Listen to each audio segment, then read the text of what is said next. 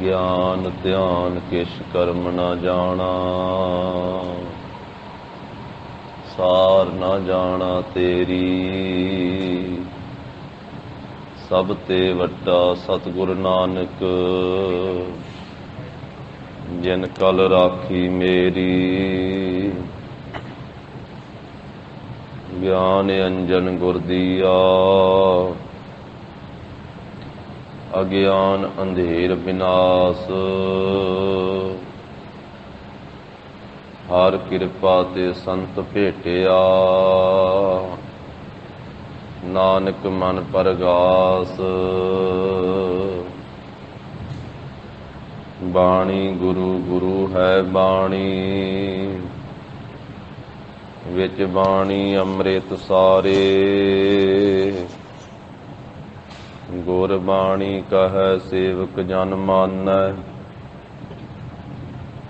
ਪ੍ਰਤੱਖ ਗੁਰੂ ਨਿਸਤਾਰੇ।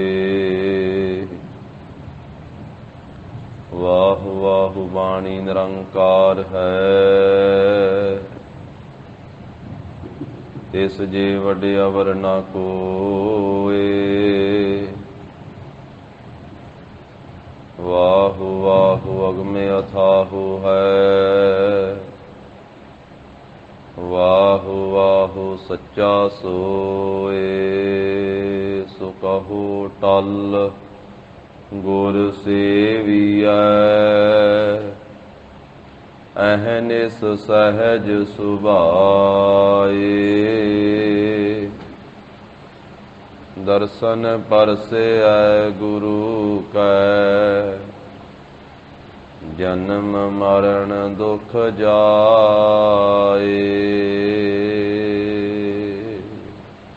ਸਤਿਨਾਮ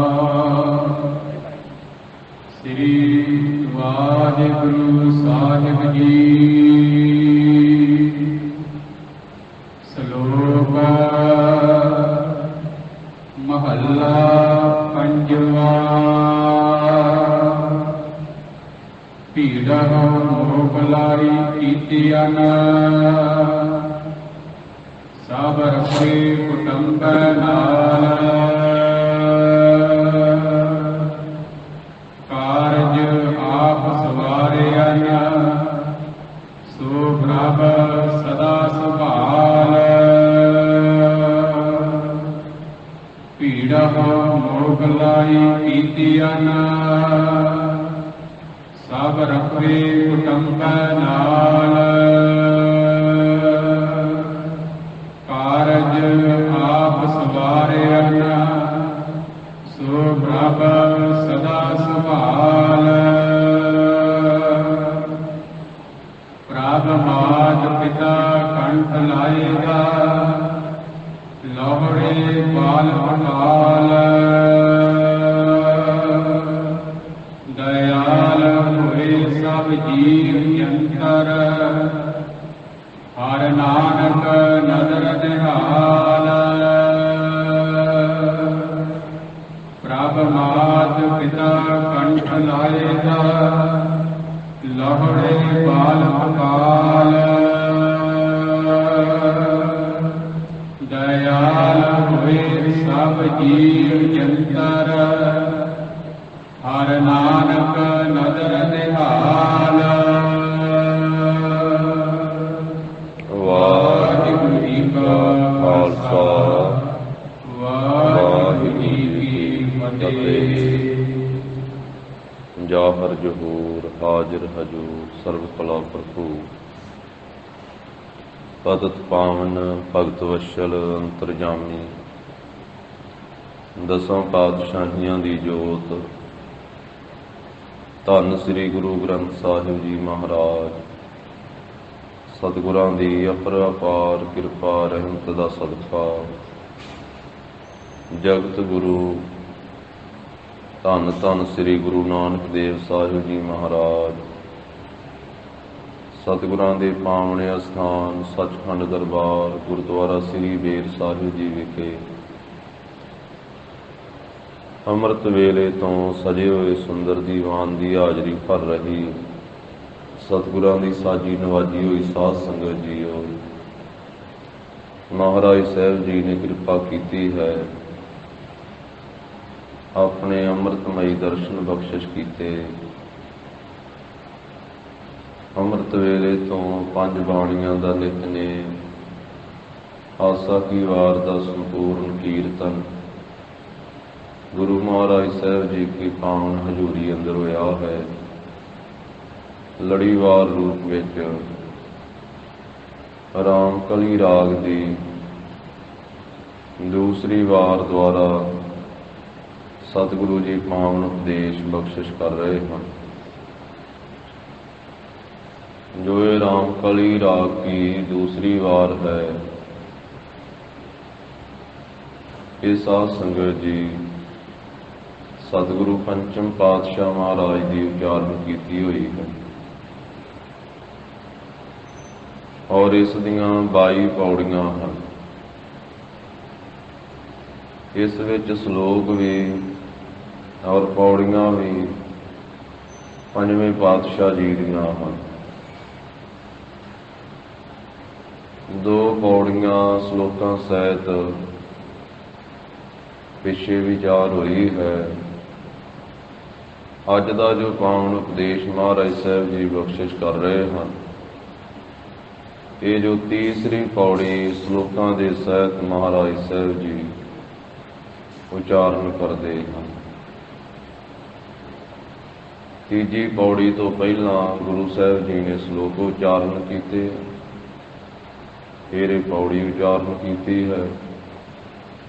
ਜਿਵੇਂ ਗਰੀਬ ਨਵਾਜ਼ ਕਿਰਪਾਲਤਾ ਕਰਦੇ ਹਨ, ਸ਼ਰਧਾ ਭਾਵਨਾ ਅਦਬ ਸਤਿਕਾਰ ਸਹਿਤ ਸਰਵਣ ਕਰੀਏ ਜੀ। ਸਤਿਨਾਮ ਸ੍ਰੀ ਵਾਹਿਗੁਰੂ ਸਾਹਿਬ ਜੀ। ਸ਼ਲੋਕ ਮਹੱਲਾ ਪੰਜਵਾਂ। ਸ਼ਲੋਕ ਉਚਾਰਨ ਕਰਦੇ ਹਨ। ਧੰਨ ਸ੍ਰੀ ਗੁਰੂ ਅਰਜਨ ਦੇਵ ਸਾਹਿਬ ਜੀ ਮਹਾਰਾਜ ਪੰਚਮ ਪਾਤਸ਼ਾਹ। ਔਰ ਇਹ ਬਚਨ ਮਹਾਰਾਜ ਸਾਹਿਬ ਜੀ ਨੇ ਉਸ ਮੌਕੇ ਉਚਾਰਿਆ ਜਦੋਂ ਸੁਲਹੀ ਖਾਨ ਤੇ ਸੁਲੱਭੀ ਖਾਨ ਸਮੇਂ ਨਾਲ ਮਹਾਰਾਜ ਸਾਹਿਬ ਤੇ ਚੜ੍ਹਾਈ ਕਰਕੇ ਆਏ, ਕਿਉਂਕਿ ਗੁਰੂ ਸਾਹਿਬ ਜੀ ਦੇ ਵੱਡੇ ਭਰਾਤਾ ਬਾਬਾ ਪ੍ਰਿਥੀ ਚੰਦ ਉਹ ਬਹੁਤ ਈਰਖਾ ਕਰਿਆ ਕਰਦੇ। ਉਹਨਾਂ ਨੇ ਕਈ ਵਾਰੀ ਸਰਕਾਰੀ ਦਰਬਾਰੇ ਜਾ ਕਰਕੇ ਫਰਿਆਦਾਂ ਕੀਤੀਆਂ ਕਿ ਮੈਨੂੰ ਗੁਰਿਆਈ ਦਵਾਈ ਜਾਵੇ। ਉਹ ਲਾਹੌਰ ਵੀ ਜਾਂਦੇ ਰਹੇ, ਦਿੱਲੀ ਵੀ ਜਾਂਦੇ ਰਹੇ। ਜਿਹੜਾ ਸੁਲਹੀ ਖਾਨ ਸੀ, ਇਹ ਬਾਬੇ ਪ੍ਰਿਥੀ ਚੰਦ ਦਾ ਮਿੱਤਰ ਬਣਿਆ ਸੀ ਤੇ ਬਾਬੇ ਪ੍ਰਿਥੀ ਚੰਦ ਨੇ ਵੀ ਸੁਲਹੀ ਖਾਨ ਦਾ ਬਹੁਤ ਆਦਰ ਮਾਣ ਕਰਨਾ, ਮਾਇਆ ਦੇਣੀ, ਸਿਰੋਂ ਪਾਉ ਦੇਣੀ ਤੇ ਸੁਲਹੀ ਖਾਨ ਨੂੰ ਕਹਿਣਾ ਕਿ ਮੇਰੀ ਮਦਦ ਕਰ। ਤੇ ਸੁਲਹੀ ਖਾਨ ਨੇ ਕਹਿਣਾ ਕਿ ਮੈਂ ਸ੍ਰੀ ਗੁਰੂ ਅਰਜਨ ਦੇਵ ਸਾਹਿਬ ਜੀ ਨੂੰ ਸਮੇਤ ਪਰਿਵਾਰ ਦੇ ਗ੍ਰਿਫਤਾਰ ਕਰਕੇ ਲੈ ਆਵਾਂਗਾ। ਤੇ ਬਾਬੇ ਪ੍ਰਿਥੀ ਚੰਦ ਨੂੰ ਕਹਿਣਾ ਕਿ ਤੁਹਾਨੂੰ ਗੁਰਿਆਈ ਦਿਵਾ ਦੇਵਾਂਗਾ। ਪਰ ਇਹ ਤਾਂ ਇਲਾਹੀ ਬਖਸ਼ਿਸ਼ ਹੈ, ਇਹ ਕਿਸੇ ਦੇ ਦਵਾਇਆ ਨਹੀਂ ਮਿਲਦੀ। ਜੋ ਇਹ ਇਲਾਹੀ ਬਖਸ਼ਿਸ਼ ਹੈ, ਜਿਸ ਨੂੰ ਮਿਲਣੀ ਉਸੇ ਨੂੰ ਮਿਲਦੀ ਹੈ। ਕੋਈ ਜ਼ਬਰਦਸਤੀ ਨਹੀਂ ਲੈ ਸਕਦਾ, ਇਹ ਕੋਈ ਖੋਹ ਕੇ ਨਹੀਂ ਪ੍ਰਾਪਤ ਕਰ ਸਕਦਾ।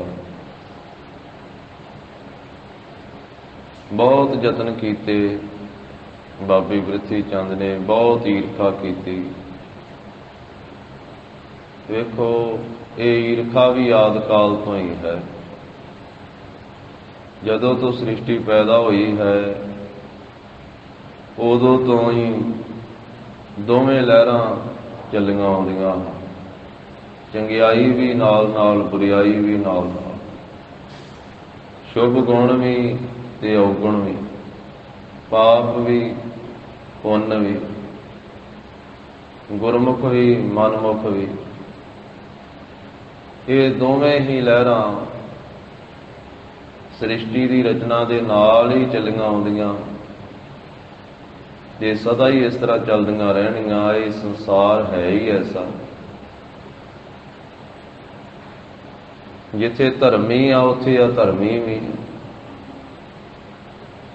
ਇੱਕੇ ਘਰ ਦੇ ਵਿੱਚ, ਇੱਕੇ ਪਰਿਵਾਰ ਦੇ ਵਿੱਚ ਸਕੇ ਭਰਾ,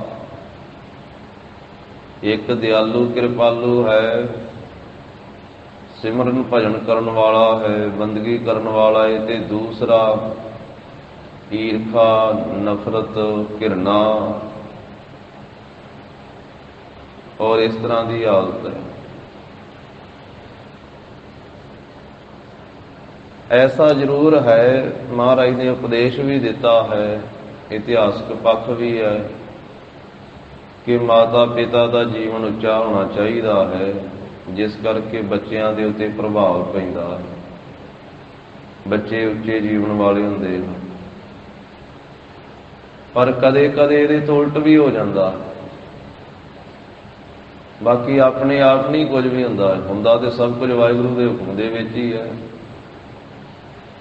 ਮਾਤਾ ਸੁਭਾਵਕ ਜਿਹੜਾ ਹੈ, ਨਿਯਮ ਇਹ ਹੈ ਕਿ ਮਾਂ ਪਿਓ ਦਾ ਜੀਵਨ ਚੰਗਾ ਹੋਵੇ, ਮਾਂ ਪਿਓ ਦਾ ਜੀਵਨ ਉੱਚਾ ਹੋਵੇ, ਤੇ ਸੰਤਾਨ ਦੇ ਉੱਤੇ, ਬੱਚਿਆਂ ਦੇ ਉੱਤੇ ਉਹਦਾ ਅਸਰ ਪੈਂਦਾ ਹੈ। ਪਰ ਕਦੇ ਕਦੇ ਇਹਦੇ ਤੋਂ ਉਲਟ ਵਾਹਿਗੁਰੂ ਦੇ ਹੁਕਮ ਵਿੱਚ ਹੁੰਦਾ ਹੈ। ਜਿਵੇਂ ਹਰਨਾਕਸ਼, ਉਸ ਨੂੰ ਬਾਣੀ ਦੇ ਵਿੱਚ ਦੁਸ਼ਟ ਆਖਿਆ, ਉਹਦਾ ਪੁੱਤਰ ਭਗਤ ਪ੍ਰਹਿਲਾਦ ਹੈ। ਪਿਓ ਨੂੰ ਦੁਸ਼ਟ ਆਖਿਆ ਬਾਣੀ ਦੇ ਵਿੱਚ, ਪੁੱਤਰ ਨੂੰ ਭਗਤ ਆਖਿਆ, ਸੰਤ ਆਖਿਆ। ਤੇ ਦੁਸ਼ਟ ਦੇ ਘਰ ਦੇ ਵਿੱਚ ਵੀ ਭਗਤ ਪੈਦਾ ਹੋ ਜਾਂਦਾ ਹੈ, ਤੇ ਭਗਤ ਦੇ ਘਰ ਵਿੱਚ ਵੀ ਕਈ ਵਾਰੀ ਦੁਸ਼ਟ ਪੈਦਾ ਹੋ ਜਾਂਦਾ। ਇਹ ਅਚਰਜ ਲੀਲਾ ਹੈ ਵਾਹਿਗੁਰੂ ਜੀ ਦੀ।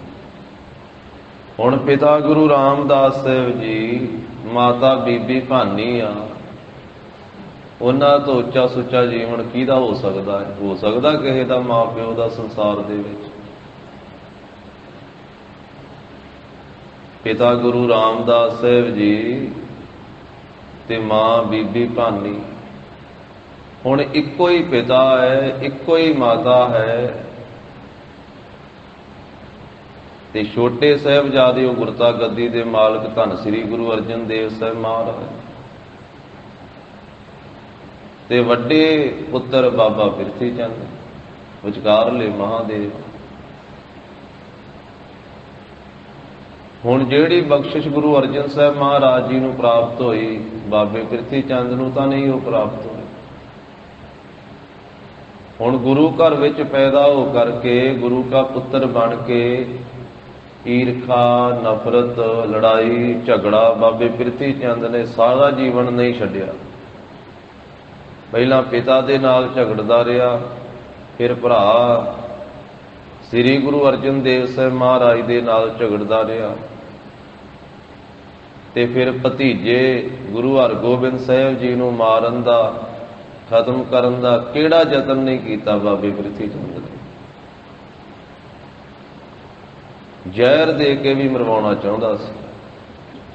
ਬ੍ਰਾਹਮਣ ਨੂੰ ਰੁਪਈਏ ਦੇ ਕੇ ਆਖਿਆ ਸੀ, ਦਹੀਂ ਵਿੱਚ ਜ਼ਹਿਰ ਪਾ ਕੇ ਖਵਾ ਦੇ, ਮੇਰੇ ਭਰਾ ਗੁਰੂ ਅਰਜਨ ਸਾਹਿਬ ਦੇ ਘਰ ਵਿੱਚ ਜਿਹੜੀ ਇਹ ਸੰਤਾਨ ਹੋਈ ਉਹ ਖਤਮ ਹੋ ਜਾਵੇਗੀ ਤੇ ਗੁਰਿਆਈ ਮੇਰੇ ਪੁੱਤਰ ਨੂੰ ਪ੍ਰਾਪਤ ਹੋਵੇਗੀ। ਸੱਪ ਵੀ ਛਡਵਾਇਆ ਸੀ ਘਰ ਦੇ ਵਿੱਚ ਸਪੇਰੇ ਤੋਂ, ਦਾਈ ਨੂੰ ਵੀ ਪੈਸੇ ਦੇ ਕੇ ਆਖਿਆ ਸੀ ਤੂੰ ਹੀ ਜ਼ਹਿਰ ਖਵਾ ਦੇ, ਅਸਥਨਾ ਨੂੰ ਜ਼ਹਿਰ ਲਾ ਕਰਕੇ ਤੇ ਸ੍ਰੀ ਹਰਗੋਬਿੰਦ ਸਾਹਿਬ ਨੂੰ ਖਤਮ ਕਰ ਦਿੱਤਾ। ਪਰ ਜਿਹੜੇ ਮਾਰਨ ਦਾ ਯਤਨ ਕਰਨ ਗਏ ਉਹ ਆਪ ਮਰ ਗਏ। ਸੱਪ ਵੀ ਮਹਾਰਾਜ ਸਾਹਿਬ ਨੇ ਮਾਰਤਾ ਸੀ, ਛੇਵੇਂ ਪਾਤਸ਼ਾਹ। ਉਹ ਦਾਈ ਗਈ ਸੀ ਅਸਥਨਾ ਨੂੰ ਜ਼ਹਿਰ ਲਾ ਕਰਕੇ, ਉਹ ਜ਼ਹਿਰ ਨੇ ਉਹਦੇ ਤੇ ਅਸਰ ਕਰ ਦਿੱਤਾ, ਉਹ ਆਪ ਹੀ ਮਰ ਗਈ। ਪਰ ਜਾਂਦੀ ਜਾਂਦੀ ਦੱਸ ਗਈ, ਮੈਨੂੰ ਤੁਹਾਡੇ ਵੱਡੇ ਭਰਾ ਨੇ ਗੁਰੂ ਅਰਜਨ ਸਾਹਿਬ ਮਹਾਰਾਜ ਨੂੰ ਬੇਨਤੀ ਕਰਕੇ ਦੱਸ ਗਈ ਕਿ ਬਾਬੇ ਬਿਰਥੀ ਚੰਦ ਨੇ ਭੇਜਿਆ ਸੀ। ਬ੍ਰਾਹਮਣ ਵੀ ਸੂਲ ਹੋ ਕੇ ਮਰਿਆ। ਦਹੀਂ ਦੇ ਵਿੱਚ ਜ਼ਹਿਰ ਪਾ ਕੇ ਮਹਾਰਾਜ ਸਾਹਿਬ ਨੂੰ, ਛੇਵੇਂ ਪਾਤਸ਼ਾਹੀ ਨੂੰ ਬਾਲ ਅਵਸਥਾ ਵਿੱਚ ਜ਼ਬਰਦਸਤੀ ਕਮਾਉਣ ਦਾ ਯਤਨ ਕੀਤਾ ਸੀ। ਪਰ ਮਹਾਰਾਜ ਉਹ ਖਾਣ ਨਾ ਛਕਣ ਨਾ। ਗੁਰੂ ਅਰਜਨ ਸਾਹਿਬ ਮਹਾਰਾਜ ਕਹਿਣ ਲੱਗੇ ਵੀ ਸਾਹਿਬਜ਼ਾਦਾ ਕਿਉਂ ਇਸ ਤਰ੍ਹਾਂ ਚੀਕ ਚਹਾੜਾ ਪਾਇਆ, ਸਾਡੇ ਪਾਸ ਲਿਆਂਦਾ। ਬ੍ਰਾਹਮਣ ਨੇ ਆਖਿਆ ਜੀ ਮੈਂ ਦਹੀਂ ਛਕਾਉਣਾ ਵਾ, ਛਕਦੇ ਨਹੀਂ। ਮਹਾਰਾਜ ਨੇ ਆਪਣੇ ਹੱਥੀਂ ਅੱਗੇ ਕੀਤਾ ਆਪਣੇ ਸਾਹਿਬਜ਼ਾਦੇ ਦੇ ਮੁਖ ਵੱਲ ਨੂੰ, ਤੇ ਫੇਰ ਹੱਥ ਨਾਲ ਪਿਛਾਂਹ ਕਰ ਦਿੱਤਾ ਕਿ ਨਹੀਂ ਛਕਣਾ। ਘਰ ਵਿੱਚ ਇੱਕ ਛੋਟਾ ਜਿਹੇ ਆਕਾਰ ਦਾ ਚਿੱਟੇ ਰੰਗ ਦਾ ਕੂਕਰ ਰੱਖਿਆ ਹੋਇਆ ਸੀ, ਕੁੱਤਾ। ਉਸ ਨੂੰ ਆਵਾਜ਼ ਮਾਰੀ ਮਹਾਰਾਜ ਨੇ, ਉਹਦੇ ਅੱਗੇ ਰੱਖਿਆ ਤੇ ਉਹ ਵੀ ਸੁੰਘ ਕੇ ਪਿਛਾਂਹ ਹਟ ਗਿਆ। ਇਤਿਹਾਸ ਵਿੱਚ ਬਚਨ ਹੈ, ਧੰਨ ਗੁਰੂ ਅਰਜਨ ਸਾਹਿਬ ਮਹਾਰਾਜ ਜੀ ਨੇ ਉਸ ਕੂਕਰ ਨੂੰ, ਉਸ ਕੁੱਤੇ ਨੂੰ ਆਵਾਜ਼ ਦੇ ਕਰਕੇ ਆਖਿਆ, ਜਦੋਂ ਪਿਛਾਂਹ ਹਟਿਆ ਨਾ, ਮਹਾਰਾਜ ਕਹਿੰਦੇ ਤੂੰ ਛਕ ਲਾ, ਤੇਰੀ ਕਲਿਆਣ ਕਰ ਦਿਆਂਗੇ, ਤੈਨੂੰ ਮੁਕਤ ਕਰ ਦਿਆਂਗੇ, ਛਕ ਲਾ। ਫਿਰ ਮਹਾਰਾਜ ਦੇ ਬਚਨਾਂ ਕਰਕੇ ਉਹ ਕੂਕਰ ਨੇ ਦਹੀਂ ਛਕ ਲਿਆ। ਛਕਣ ਤੋਂ ਥੋੜੇ ਸਮੇਂ ਬਾਅਦ ਜ਼ਹਿਰ ਸੀ ਉਹਦੇ ਵਿੱਚ, ਅੱਖਾਂ ਦੇ ਸਾਹਮਣੇ ਉਹ ਤੜਫ ਤੜਫ ਕੇ ਪ੍ਰਾਣ ਤਿਆਗ ਗਿਆ।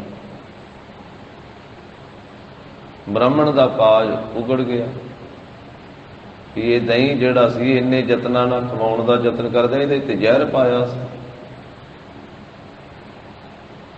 ਤੇ ਉਹ ਮਹਾਰਾਜ ਸਾਹਿਬ ਜੀ ਦੇ ਐਸੀ ਕਲਾ ਵਰਤੀ, ਉਹ ਜਿਹੜਾ ਦੁਸ਼ਟ ਬ੍ਰਾਹਮਣ ਸੀ ਉਹਦੇ ਢਿੱਡ 'ਚ ਪੀੜ ਹੋਣ ਲੱਗ ਪਈ, ਤੇ ਥੋੜੇ ਸਮੇਂ ਦੇ ਵਿੱਚ ਸਾਹਮਣੇ ਹੀ ਤੜਫ ਤੜਫ ਕੇ ਉਹ ਮਰ ਗਿਆ। ਪਰ ਮਰਨ ਤੋਂ ਪਹਿਲਾਂ ਉਹ ਵੀ ਦੱਸ ਗਿਆ ਕਿ ਤੁਹਾਡੇ ਭਰਾਤਾ ਨੇ ਮੈਨੂੰ ਭੇਜਿਆ ਸੀ, ਬਾਬੇ ਪ੍ਰਿਥੀ ਚੰਦ ਨੇ ਇੰਨੇ ਪੈਸਿਆਂ ਦਾ ਲਾਲਚ ਦਿੱਤਾ ਸੀ ਇਹ ਦਹੀਂ ਦੇ ਵਿੱਚ ਜ਼ਹਿਰ ਪਾ ਕੇ ਖਵਾਉਣ ਵਾਸਤੇ। ਵੇਖੋ ਕਿੰਨੀ ਈਰਖਾ, ਕਿੰਨੀ ਨਫ਼ਰਤ। ਇਹ ਤਾਂ ਮਹਾਰਾਜ ਸਾਹਿਬ ਕਿਰਪਾ ਕਰਨ ਤੇ ਬੰਦੇ ਦੇ ਅੰਦਰੋਂ ਈਰਖਾ ਮਿਟਦੀ ਆ, ਨਹੀਂ ਤੇ ਈਰਖਾ, ਘਿਰਨਾ, ਨਫ਼ਰਤ ਇਹ ਤੇ ਵੇਖੋ ਗੁਰੂ ਘਰ ਦੇ ਵਿੱਚ ਪੈਦਾ ਹੋਣ ਵਾਲਿਆਂ ਦੇ ਅੰਦਰ ਵੀ ਰਹੀ ਹੈ, ਤੇ ਆਮ ਸਧਾਰਨ ਮਨੁੱਖ ਦੀ ਤਾਂ ਗੱਲ ਹੀ ਕੀ ਹੈ। ਧੰਨ ਸ੍ਰੀ ਗੁਰੂ ਅਰਜਨ ਦੇਵ ਸਾਹਿਬ ਮਹਾਰਾਜ ਸਾਹਿਬ ਜੀ ਉੱਤੇ ਹਰ ਸਮੇਂ ਬਾਬੇ ਪ੍ਰਿਥੀ ਚੰਦ ਨੇ ਸਰਕਾਰੀ ਦਰਬਾਰੇ ਜਾ ਕਰਕੇ ਪੁਕਾਰਾਂ ਕੀਤੀਆਂ, ਸਮੇਂ ਦੇ ਨਾਲ ਫੌਜ ਚੜ੍ਹਾਈ। ਇਹ ਸੁਲੇਹੀ ਖਾਨ ਫਿਰ ਚੜ੍ਹ ਕੇ ਆ ਰਿਹਾ ਸੀ।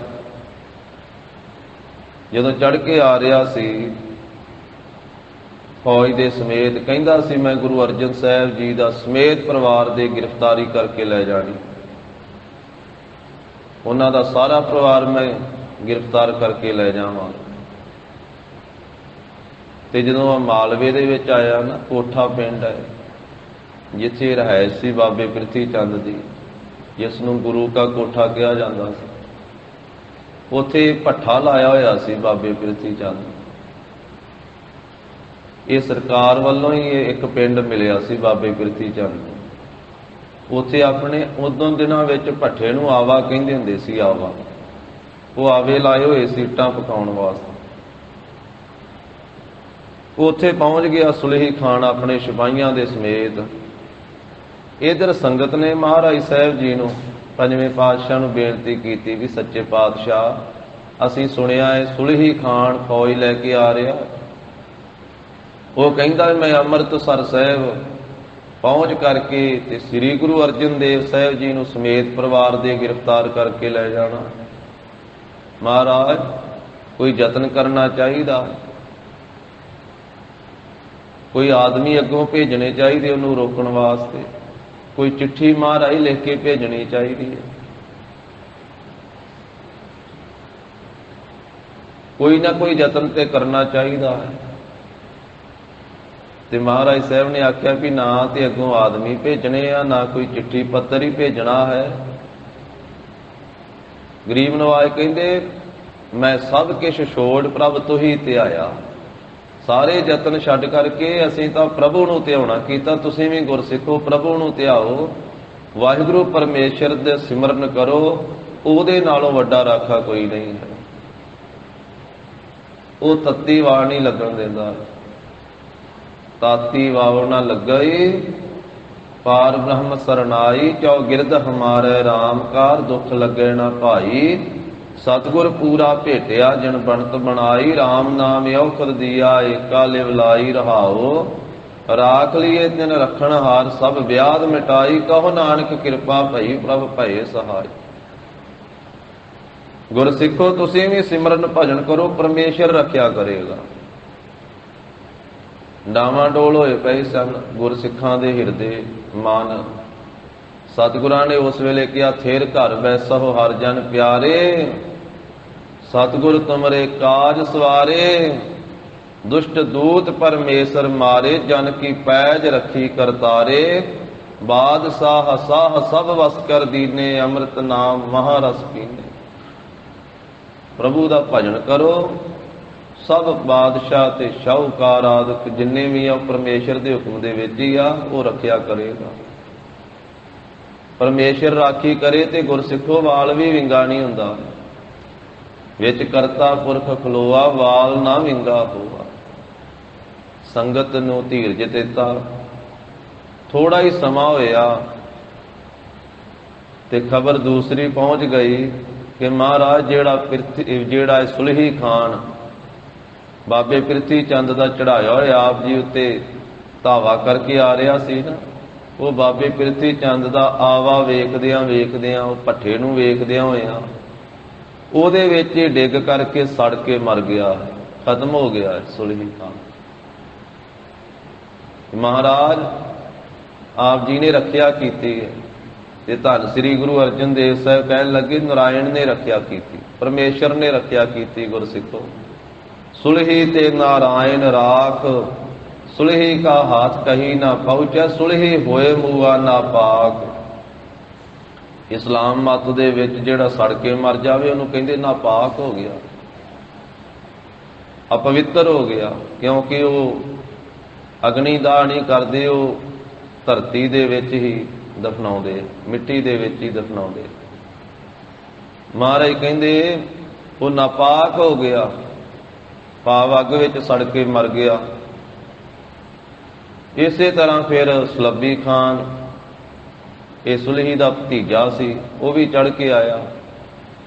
ਉਹ ਕਹਿੰਦਾ ਮੈਂ ਲੈ ਕੇ ਆਵਾਂਗਾ ਗੁਰੂ ਅਰਜਨ ਸਾਹਿਬ ਜੀ ਨੂੰ ਗ੍ਰਿਫਤਾਰ ਕਰਕੇ। ਤੇ ਉਹ ਰਸਤੇ ਦੇ ਵਿੱਚ ਕੋਈ ਉਹ ਸੈਯਦਾਂ ਦੀ ਤਨਖਾਹ ਦੇਣੀ ਸੀ ਸੁਲਹੀ ਨੇ, ਤੇ ਉਹ ਉਹਦੇ ਭਤੀਜੇ ਦੇ ਪਾਸੋਂ, ਸਲੱਬੀ ਦੇ ਪਾਸੋਂ ਮੰਗਦੇ, ਉਹ ਝਗੜਾ ਹੋ ਜਾਂਦਾ ਹੈ ਤੇ ਉਹ ਸੈਯਦ ਹੀ ਮਾਰ ਦਿੰਦੇ ਸਲੱਬੀ ਨੂੰ। ਉਹ ਵੀ ਨਹੀਂ ਮਹਾਰਾਜ ਸਾਹਿਬ ਦੀ ਪਹੁੰਚਦਾ, ਉਹ ਵੀ ਰਾਹ ਵਿੱਚ ਹੀ ਖਤਮ ਹੋ ਜਾਂਦਾ। ਇਸ ਤਰ੍ਹਾਂ ਜਦੋਂ ਇਹ ਭੀੜਾਂ ਬਣੀਆਂ ਸੀ, ਇਹ ਸੰਕਟ ਦਾ ਸਮਾਂ ਬਣਿਆ ਸੀ, ਸਾਰੀ ਸੰਗਤ ਨੇ ਬੇਨਤੀਆਂ ਕੀਤੀਆਂ। ਜਦੋਂ ਸੰਕਟ ਦੂਰ ਹੋ ਗਿਆ, ਉਸ ਮੌਕੇ ਤੇ ਮਹਾਰਾਜ ਸਾਹਿਬ ਜੀ ਨੇ ਸੰਗਤ ਦੇ ਵਿੱਚ ਪੰਜਵੇਂ ਪਾਤਸ਼ਾਹ ਨੇ ਪਵਿੱਤਰ ਸ਼ਲੋਕ ਉਚਾਰਨ ਕੀਤਾ ਤੇ ਸੰਗਤ ਨੂੰ ਧੀਰਜ ਦਿੱਤੀ ਕਿ ਉਹ ਮਹਾਰਾਜ ਸਾਹਿਬ ਜੀ ਬਖਸ਼ਿਸ਼ ਕਰ ਰਹੇ। ਸ਼ਲੋਕ ਮਹੱਲਾ ਪੰਜਵਾਂ। ਧੰਨ ਸ੍ਰੀ ਗੁਰੂ ਅਰਜਨ ਦੇਵ ਸਾਹਿਬ ਜੀ ਮਹਾਰਾਜ ਉਚਾਰਦੇ ਹਨ। ਭੀੜੋ ਮੋਕ ਲਾਈ ਕੀਤੀਆਂ, ਭੀੜੋ ਮੋਕ ਲਾਈ ਕੀਤੀਆਂ। ਭੀੜੋ ਦਾ ਅਰਥ ਹੈ ਸਾਧ ਸੰਗਤ ਜੀ ਭੀੜ ਪੈਣੀ, ਵਿਪਤਾ ਪੈਣੀ, ਸੰਕਟ ਦਾ ਸਮਾਂ ਹੋਣਾ। ਸੁਲਹੀ ਖਾਨ ਚੜ ਕੇ ਆ ਰਿਹਾ ਸੀ, ਸੰਗਤ ਨੇ ਬੇਨਤੀ ਕੀਤੀ ਸੀ ਮਹਾਰਾਜ ਭੀੜ ਪੈ ਰਹੀ ਹੈ, ਵਿਪਤਾ ਆ ਕੇ ਆਪਦਾ ਪੈ ਰਹੀ ਹੈ, ਸਲੱਬੀ ਖਾਨ ਆ ਰਿਹਾ ਹੈ, ਸਰਕਾਰੀ ਫੌਜ ਚੜ ਕੇ ਆ ਰਹੀ ਹੈ। ਤੇ ਜਿਸ ਵੇਲੇ ਨਿਵਰਤੀ ਹੋ ਗਈ ਤਾਂ ਮੋਕ ਲਾਈ ਦਾ ਅਰਥ ਹੈ ਸਾਧ ਸੰਗਤ ਜੀ ਖਲਾਸੀ ਹੋ ਜਾਣੀ, ਬੰਧਨ ਤੋਂ ਖਲਾਸੀ ਹੋ ਜਾਣੀ, ਭੀੜ ਦੀ ਨਿਵਰਤੀ ਹੋ ਜਾਣੀ, ਵਿਪਤਾ ਟਲ ਜਾਣੀ। ਮੋਕ ਲਾਈ, ਇਸੇ ਤਰ੍ਹਾਂ ਮੋਕਲਾ ਪਾਠ ਵੀ ਆਉਂਦਾ ਹੈ ਗੁਰਬਾਣੀ ਦੇ ਅੰਦਰ। ਮਹਾਰਾਜ ਸਾਹਿਬ ਜੀ ਦਾ ਬਚਨ, ਮੋਕਲਾ ਦਾ ਅਰਥ ਵੀ ਖੁੱਲਾ ਹੈ, ਮੋਕ ਲਾਈ ਦਾ ਅਰਥ ਵੀ ਬੰਧਨ ਤੋਂ ਖਲਾਸੀ ਹੋ ਜਾਣੀ। ਭੀੜੋ ਮੋਕ ਲਾਈ ਕੀਤੀਆਂ, ਜਿਹੜੀ ਭੀੜ ਪਈ ਸੀ ਉਹਦੇ ਤੋਂ ਮਹਾਰਾਜ ਸਾਹਿਬ ਜੀ ਨੇ ਖਲਾਸੀ ਕਰ ਦਿੱਤੀ ਹੈ, ਭਾਵ ਬੰਦ ਖਲਾਸੀ ਹੋ ਗਈ ਹੈ। ਜੋ ਇਹ ਭੀੜ ਸੀ, ਬਿਪਤਾ ਸੀ, ਉਹਦੀ ਨਿਵਰਤੀ ਕਰ ਦਿੱਤੀ ਹੈ। ਭੀੜੋ ਲੋਕ ਲਾਈ ਕੀਤੀ ਅਨ ਸਭ ਰਖੇ ਕੁਟੰਬ ਨਾਲ। ਤੇ ਸਾਰਿਆਂ ਦੀ ਰੱਖਿਆ ਕੀਤੀ ਹੈ ਗੁਰਸਿੱਖੋ ਕੁਟੰਬੈ ਨਾਲ। ਕੁਟੰਬ ਕਹਿੰਦੇ ਪਰਿਵਾਰ ਨੂੰ, ਪਰਿਵਾਰ ਦੇ ਨਾਲ, ਪਰਿਵਾਰ ਦੇ ਸਮੇਤ ਸਾਰਿਆਂ ਦੀ ਰੱਖਿਆ ਵਾਹਿਗੁਰੂ ਨੇ ਕੀਤੀ ਹੈ। ਸਾਰਿਆਂ ਦੀ ਰੱਖਿਆ ਆਪਣੀ ਪਰਮੇਸ਼ਰ ਨੇ ਕੀਤੀ ਹੈ। ਸਾਰੀ ਸੰਗਤ ਦੀ ਰੱਖਿਆ ਵੀ ਹੋਈ। ਮਹਾਰਾਜ ਸਾਹਿਬ ਕਹਿੰਦੇ ਸਾਡੀ ਰੱਖਿਆ ਵੀ ਹੋਈ ਹੈ ਪਰਿਵਾਰ ਦੇ ਸਮੇਤ। ਜਿਹੜੇ ਸਾਡੇ ਤੇ ਚੜ ਕੇ ਆ ਰਹੇ ਸੀ, ਕਰਤਾਰ ਨੇ ਉਹਨਾਂ ਨੂੰ ਰਾਹ ਦੇ ਵਿੱਚ ਹੀ ਖਤਮ ਕਰ ਦਿੱਤਾ। ਸੁਲਹੀ ਖਾਨ ਵਰਗੇ, ਸੁਲਭੀ ਖਾਨ ਵਰਗੇ, ਉਹ ਜਿਹੜੀ ਭੀੜ ਆ ਰਹੀ ਸੀ, ਬਿਪਤਾ ਆ ਰਹੀ ਸੀ, ਉਹਦੇ ਤੋਂ ਮੋਕ ਲਾਈ, ਖਲਾਸੀ ਕਰ ਦਿੱਤੀ, ਬਿਪਤਾ ਦੀ ਨਿਵਰਤੀ ਕਰ ਦਿੱਤੀ ਹੈ ਤੇ ਸਮੇਤ ਪਰਿਵਾਰ ਦੇ ਰੱਖਿਆ ਕੀਤੀ ਹੈ ਵਾਹਿਗੁਰੂ ਜੀ ਨੇ। ਇਸੇ ਪ੍ਰਕਾਰ ਇਹ ਪੰਕਤੀ ਆਰੰਭ ਤੋਂ ਫੇਰ ਪੜ੍ਹੀਏ। ਭੀੜਾ ਲੋਕ ਲਾਈ ਕੀਤੀ ਅਨ। ਮਹਾਰਾਜ ਕਹਿੰਦੇ ਜੋ ਵਿਕਾਰਾਂ ਦੀ ਭੀੜ ਪੈਣੀ ਆ ਨਾ ਜਗਿਆਸੂ ਦੇ ਉੱਤੇ, ਜੀਵ ਦੇ ਉੱਤੇ, ਕਾਮ, ਕ੍ਰੋਧ, ਲੋਭ, ਮੋਹ, ਹੰਕਾਰ, ਇਹ ਵੀ ਇੱਕ ਤਰ੍ਹਾਂ ਦੀ ਭੀੜ ਹੈ, ਇਹ ਵੀ ਇੱਕ ਤਰ੍ਹਾਂ ਦਾ ਸੰਕਟ ਹੈ। ਔਰ ਇਹ ਸੰਕਟ ਤੇ ਹਰ ਵੇਲੇ ਹਮਲਾ ਕਰਦਾ। ਔਗਣ ਤਾਂ ਹਰ ਵੇਲੇ ਇਹ ਹਾਵੀ ਹੁੰਦੇ ਹਨ।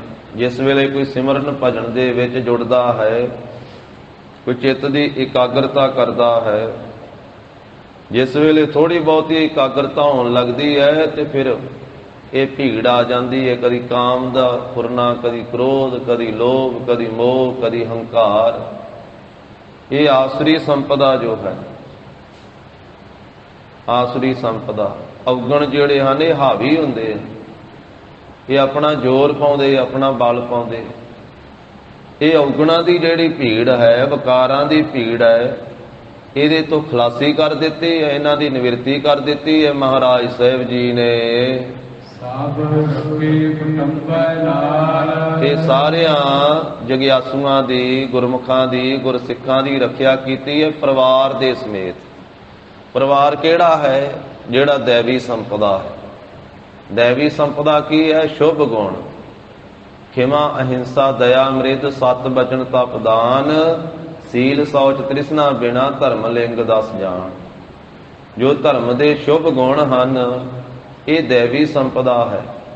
ਜੋ ਕਾਮ, ਕ੍ਰੋਧ, ਲੋਭ, ਮੋਹ, ਹੰਕਾਰ, ਝੂਠ, ਨਿੰਦਿਆ, ਚੁਗਲੀ, ਈਰਖਾ, ਵਕੀਲੀ, ਸ਼ਬਦ, ਸਪਰਸ਼, ਰੂਪ, ਰਸ, ਗੰਧ ਆਦਿਕ ਜਿਹੜੇ ਇਹ ਆਸਰੀ ਸੰਪਦਾ, ਭਾਵ ਔਗੁਣਾਂ ਦੀ ਨਿਵਰਤੀ ਕਰ ਦਿੱਤੀ ਹੈ ਤੇ ਸ਼ੁਭ ਗੁਣਾਂ ਦੀ ਦਾਤ ਮਹਾਰਾਜ ਨੇ ਬਖਸ਼ ਦਿੱਤੀ ਹੈ। ਇਹ ਸ਼ੁਭ ਗੁਣਾਂ ਰੂਪੀ ਪਰਿਵਾਰ ਦੇ ਸਮੇਤ ਮਹਾਰਾਜ ਸਾਹਿਬ ਨੇ ਰੱਖਿਆ ਕੀਤੀ, ਸਤਿਗੁਰੂ ਜੀ ਨੇ ਰੱਖਿਆ ਕੀਤੀ, ਸ਼ਾਂਤੀ ਬਖਸ਼ਿਸ਼ ਕੀਤੀ ਹੈ, ਗਿਆਨ ਬਖਸ਼ਿਸ਼ ਕੀਤਾ, ਸ਼ੁਭ ਗੁਣ ਬਖਸ਼ੇ। ਇਹ ਪਰਿਵਾਰ ਹੈ, ਸ਼ੁਭ ਗੁਣਾਂ ਰੂਪੀ ਪਰਿਵਾਰ ਦੇ ਸਮੇਤ ਰੱਖਿਆ ਕੀਤੀ। ਇਸੇ ਪ੍ਰਕਾਰ ਇਹ ਪੰਕਤੀ ਆਰੰਭ ਤੋਂ ਪੜ੍ਹੀਏ। ਜਿਸ ਵੇਲੇ ਸਵਾਸ ਪੂਰੇ ਹੋ ਜਾਂਦੇ ਆ ਤੇ ਫਿਰ ਵੀ ਜੀਵ ਆਤਮਾ ਦੇ ਉੱਤੇ ਭੀੜ ਪੈਂਦੀ ਹੈ, ਜਿੰਦ ਦੇ ਉੱਤੇ ਭੀੜ ਪੈਂਦੀ ਹੈ, ਫਿਰ ਜਮਦੂਤਾਂ ਦੀ ਭੀੜ ਪੈਂਦੀ ਹੈ, ਪਰਲੋਕ ਦੇ ਰਸਤੇ ਵਿੱਚ ਵੀ ਭੀੜ ਪੈਂਦੀ ਹੈ। ਤਾਂ ਜਿਸ ਵੇਲੇ ਕਾਲ ਦੀ ਭੀੜ ਪਈ, ਮੌਤ ਦੀ ਭੀੜ ਪਈ, ਜਿੰਦ ਨਿਮਾਣੀ ਕੱਢੀਏ, ਹੱਡਾ ਕੂ ਕੜਕਾਏ, ਸਾਹੇ ਲਿਖੇ ਨਾ ਚੱਲਣੀ, ਜਿੰਦੂ ਕੂ ਸਮਝਾਏ, ਜਿੰਦ ਬਹੁਤੀ ਵਰਨਵਾਰ ਲੈ ਜਾਸੀ ਪਰਨਾਏ, ਆਪਣ ਹੱਥੀ ਜੋਲ ਕੈ ਕੈ ਗਲ ਲੱਗੇ ਧਾਏ। ਜਿਹੜੀ ਕਾਲ ਦੀ ਭੀੜ ਹੈ, ਮੌਤ ਦੀ ਭੀੜ ਹੈ, ਅੱਗੇ ਜਮਦੂਤਾਂ ਦੀ ਭੀੜ ਹੈ, ਅੱਗੇ ਧਰਮ ਰਾਜਾ ਦੇ ਜਾ ਕੇ ਪੇਸ਼ ਹੋਣਾ ਉਹ ਬਿਪਤਾ ਰੂਪੀ ਭੀੜ ਹੈ, ਅੱਗੇ ਨਰਕਾਂ ਦੀ ਭੀੜ ਹੈ, ਅੱਗੇ 84 ਲੱਖ ਜੂਨਾਂ ਦੀ ਭੀੜ ਹੈ, ਅੱਗੇ ਜੰਮਣ ਮਰਨ ਦੀ ਭੀੜ ਹੈ। ਇਸ ਭੀੜ ਤੋਂ ਵੀ ਮੋਕ ਲਾਈ ਕੀਤੀਆਂ, ਖਲਾਸੀ ਕਰ ਦਿੱਤੀ ਗੁਰੂ ਮਹਾਰਾਜ ਸਾਹਿਬ। ਜਨ ਨਾਨਕ ਐਸਾ ਹਰ ਸੇਵਿਆ, ਅੰਤ ਲਏ ਛਡਾਇਆ। ਐਸੇ ਹਰੀ ਨੂੰ ਸਿਮਰਿਆ ਜਿਸ ਨੇ ਅੰਤ ਵੇਲੇ ਵੀ ਛਡਾ ਲਿਆ। ਕਿਉਂਕਿ ਗੁਰੂ ਮਹਾਰਾਜ ਸਾਹਿਬ ਜੀ ਲੋਕ ਵਿੱਚ ਵੀ ਰੱਖਿਆ ਕਰਦੇ ਆ, ਪਰਲੋਕ ਵਿੱਚ ਵੀ ਰੱਖਿਆ ਕਰਦੇ, ਇੱਥੇ ਵੀ ਤੇ ਉੱਥੇ ਵੀ।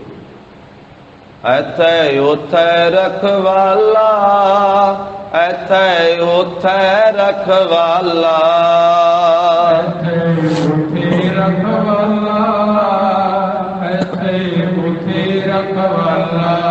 ਐਥੈ ਓਥੈ ਰਖਵਾਲਾ, ਐਥੈ ਓਥੈ ਰਖਵਾਲਾ।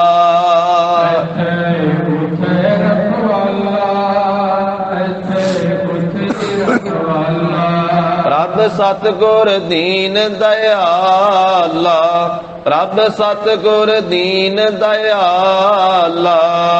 ਪ੍ਰਭ ਸਤਿਗੁਰ ਦੀਨ ਦਇਆਲਾ, ਪ੍ਰਭ ਸਤਿਗੁਰ ਦੀਨ ਦਇਆਲਾ। ਤਿਥੈ ਤੂੰ ਸਮਰੱਥ, ਤਿਥੈ ਤੂੰ ਸਮਰੱਥ, ਤਿਥੈ ਤੂੰ ਸਮਰੱਥ, ਤਿਥੈ ਤੂੰ ਸਮਰੱਥ। ਜਿਥੈ ਕੋਇ ਨਾਹੇ, ਜਿਥੈ ਕੋਇ ਨਾਹੇ। ਜਿਥੈ ਕੋਇ ਨਾਹੇ, ਜਿਥੈ ਕੋਇ ਨਾਹੇ। ਉਥੈ ਤੇਰੀ ਰੱਖ, ਉਥੈ ਤੇਰੀ ਰੱਖ। ਉਥੈ ਤੇਰੀ ਰੱਖ, ਉਥੈ ਤੇਰੀ ਰੱਖ। ਅਗਨੀ ਉਦਰ ਮਾਹਿ, ਸੁਣ ਕੈ ਜਮ ਕੇ ਦੂਤ, ਨਾਏ ਤੇਰਾ ਛੱਡ ਜਾਹੇ। हे ਵਾਹਿਗੁਰੂ, ਤੇਰੇ ਨਾਮ ਨੂੰ ਸੁਣ ਕਰਕੇ ਜਮਦੂਤ ਵੀ ਆਏ ਹੋਏ ਛੱਡ ਕੇ ਚਲੇ ਜਾਂਦੇ। ਅਜਾਮਲ ਪਾਪੀ ਜਗ ਜਾਣੇ, ਨਿਮਖ ਮਾਹੇ ਨਿਸਤਾਰਾ। ਨਾਨਕ ਕਹਿਤ ਚੇਤ ਚਿੰਤਾ ਮਨ, ਤੈ ਵੀ ਉਤਰਹਿ ਪਾਰਾ। ਪੁੱਤਰ ਦੇ ਬਹਾਨੇ ਦੇ ਨਾਲ ਪੁੱਤਰ ਦਾ ਨਾਮ ਨਰੈਣ ਆਖਿਆ ਸੀ ਅਜਾਮਲ ਨੇ। ਪੁੱਤਰ ਦੇ ਬਹਾਨੇ ਨਾਲ ਜਦੋਂ ਨਾਰਾਇਣ ਨਾਰਾਇਣ ਕਹਿ ਕੇ ਆਵਾਜ਼ਾਂ ਮਾਰੀਆਂ, ਆਏ ਹੋਏ ਜਮਦੂਤ ਵੀ ਛੱਡ ਕੇ ਚਲੇ ਗਏ। ਪੁੱਤਰ ਹੇਤ ਨਾਰਾਇਣ ਕਹਿਓ, ਚੌਥੇ ਪਾਤਸ਼ਾਹ ਦੇ ਬਚਨ ਆ ਤੁਰਕੀ ਬਾਣੀ ਦੇ। ਪੁੱਤਰ ਹੇਤ ਨਾਰਾਇਣ ਕਹਿਓ, ਜਮ ਕੰਕਰ ਮਾਰ ਬਿਦਾਰੇ। ਜਮ ਕੰਕਰਾਂ ਨੂੰ ਮਾਰ ਕੇ ਬਿਦਾਰ ਦਿੱਤਾ। ਤੋ ਇਸ ਪ੍ਰਕਾਰ ਦੇ ਨਾਲ ਜਦੋਂ ਕਾਲ ਰੂਪੀ ਭੀੜ ਪੈਂਦੀ ਹੈ, ਜਮਾ ਰੂਪੀ ਭੀੜ ਪੈਂਦੀ ਹੈ, ਉਥੋਂ ਵੀ ਮਹਾਰਾਜ ਸਾਹਿਬ ਜੀ ਬੰਦ ਖਲਾਸੀ ਕਰਦੇ ਹਨ। ਜਦੋਂ ਸਿਮਰਿਆ ਹੋਇਆ ਨਾਮ ਹੈ ਗੁਰਸਿੱਖ ਨੇ ਗੁਰੂ ਕੀ ਸ਼ਰਨ ਵਿੱਚ ਪੈ ਕੇ ਨਾਮ ਪਰਲੋਕ ਵਿੱਚ ਨਾਲ ਜਾ ਕੇ ਰੱਖਿਆ ਕਰਦਾ। ਜਿੱਥੇ ਭੀੜੀਆਂ ਗਲੀਆਂ ਥਾਣੀ ਲੰਘਣਾ ਪੈਣਾ, ਫਿਰ ਉੱਥੇ ਮੋਕਲਾਈ ਖੁੱਲਾ ਰਸਤਾ ਹੋ ਜਾਂਦਾ। ਜਿੱਥੇ ਅਵ ਘਟ ਗਲੀਆਂ ਭੀੜੀਆਂ, ਫਿਰ ਖੁੱਲਾ ਦਰਵਾਜ਼ਾ ਮਿਲ ਜਾਂਦਾ ਹੈ। ਮੁਕਤ ਦੁਆਰਾ ਮੋਕਲਾ, ਸਹਜੇ ਆਵੋ ਜਾਓ। ਐਸੀ ਗੁਰੂ ਕੀ ਕਿਰਪਾ ਹੁੰਦੀ ਹੈ। ਜਹ ਮਾਤ ਪਿਤਾ ਸੁਤ ਮੀਤ ਨਾ ਭਾਈ, ਮਨੂਹਾ ਨਾਮ ਤੇਰਾ ਸੰਗ ਸਹਾਈ। ਜਹ ਮਹਾ ਭਿਆਨ ਦੂਤ ਜਮ ਦਲੈ, ਤਹ ਕੇਵਲ ਨਾਮ ਸੰਗ ਤੇਰਾ ਚੱਲੈ। ਜਹ ਮੁਸਕਲ ਹੋਵੈ ਅਤ ਭਾਰੀ, ਹਰ ਕੋ ਨਾਮ ਖਿਨ ਮਾਹੇ ਉਧਾਰੀ। ਅਨਕ ਪੁਨਹ ਚਰਨ ਕਰਤ ਨਹੀਂ ਤਰੈ, ਹਰ ਕੋ ਨਾਮ ਕੋਟ ਪਾਪ ਪਰ ਹਰੈ। ਗੁਰਮੁਖ ਨਾਮ ਜਪੋ ਮਨ ਮੇਰੇ, ਨਾਨਕ ਪਾਵਹੁ ਸੂਖ ਕਨੇਰੇ। ਮਾਰੇ ਕਹਿੰਦੇ ਭਾਈ ਗੁਰੂ ਕੀ ਸ਼ਰਨ ਪੈ ਕੇ ਗੁਰਮੁਖ ਬਣ ਕੇ ਨਾਮ ਜਪੋ, ਫਿਰ ਕਨੇਰੇ ਸੁਖ ਪ੍ਰਾਪਤ ਹੋਣਗੇ ਨਾਮ ਦੀ ਬਰਕਤ ਦੇ ਨਾਲ। ਫਿਰ ਇਹ ਦਾਤ ਪ੍ਰਾਪਤ ਹੋਵੇਗੀ, ਇਹ ਲੋਕ ਸੁਖੀਏ ਪਰਲੋਕ ਸੁਹੇਲੇ। ਨਾਨਕ ਹਰਿ ਪ੍ਰਭ ਆਪੈ ਹੈ ਮੇਲੇ। ਫਿਰ ਇਹ ਬਖਸ਼ਿਸ਼ ਪ੍ਰਾਪਤ ਹੋਵੇਗੀ, ਲੋਕ ਪਰਲੋਕ ਵਿੱਚ ਨਾਮ ਸਹਾਈ ਹੋਵੇਗਾ। ਜਿੱਥੇ ਹਰਿ ਆਰਾਧੀਐ ਤਿੱਥੇ ਹਰਿ ਮਿਤ ਸਹਾਈ।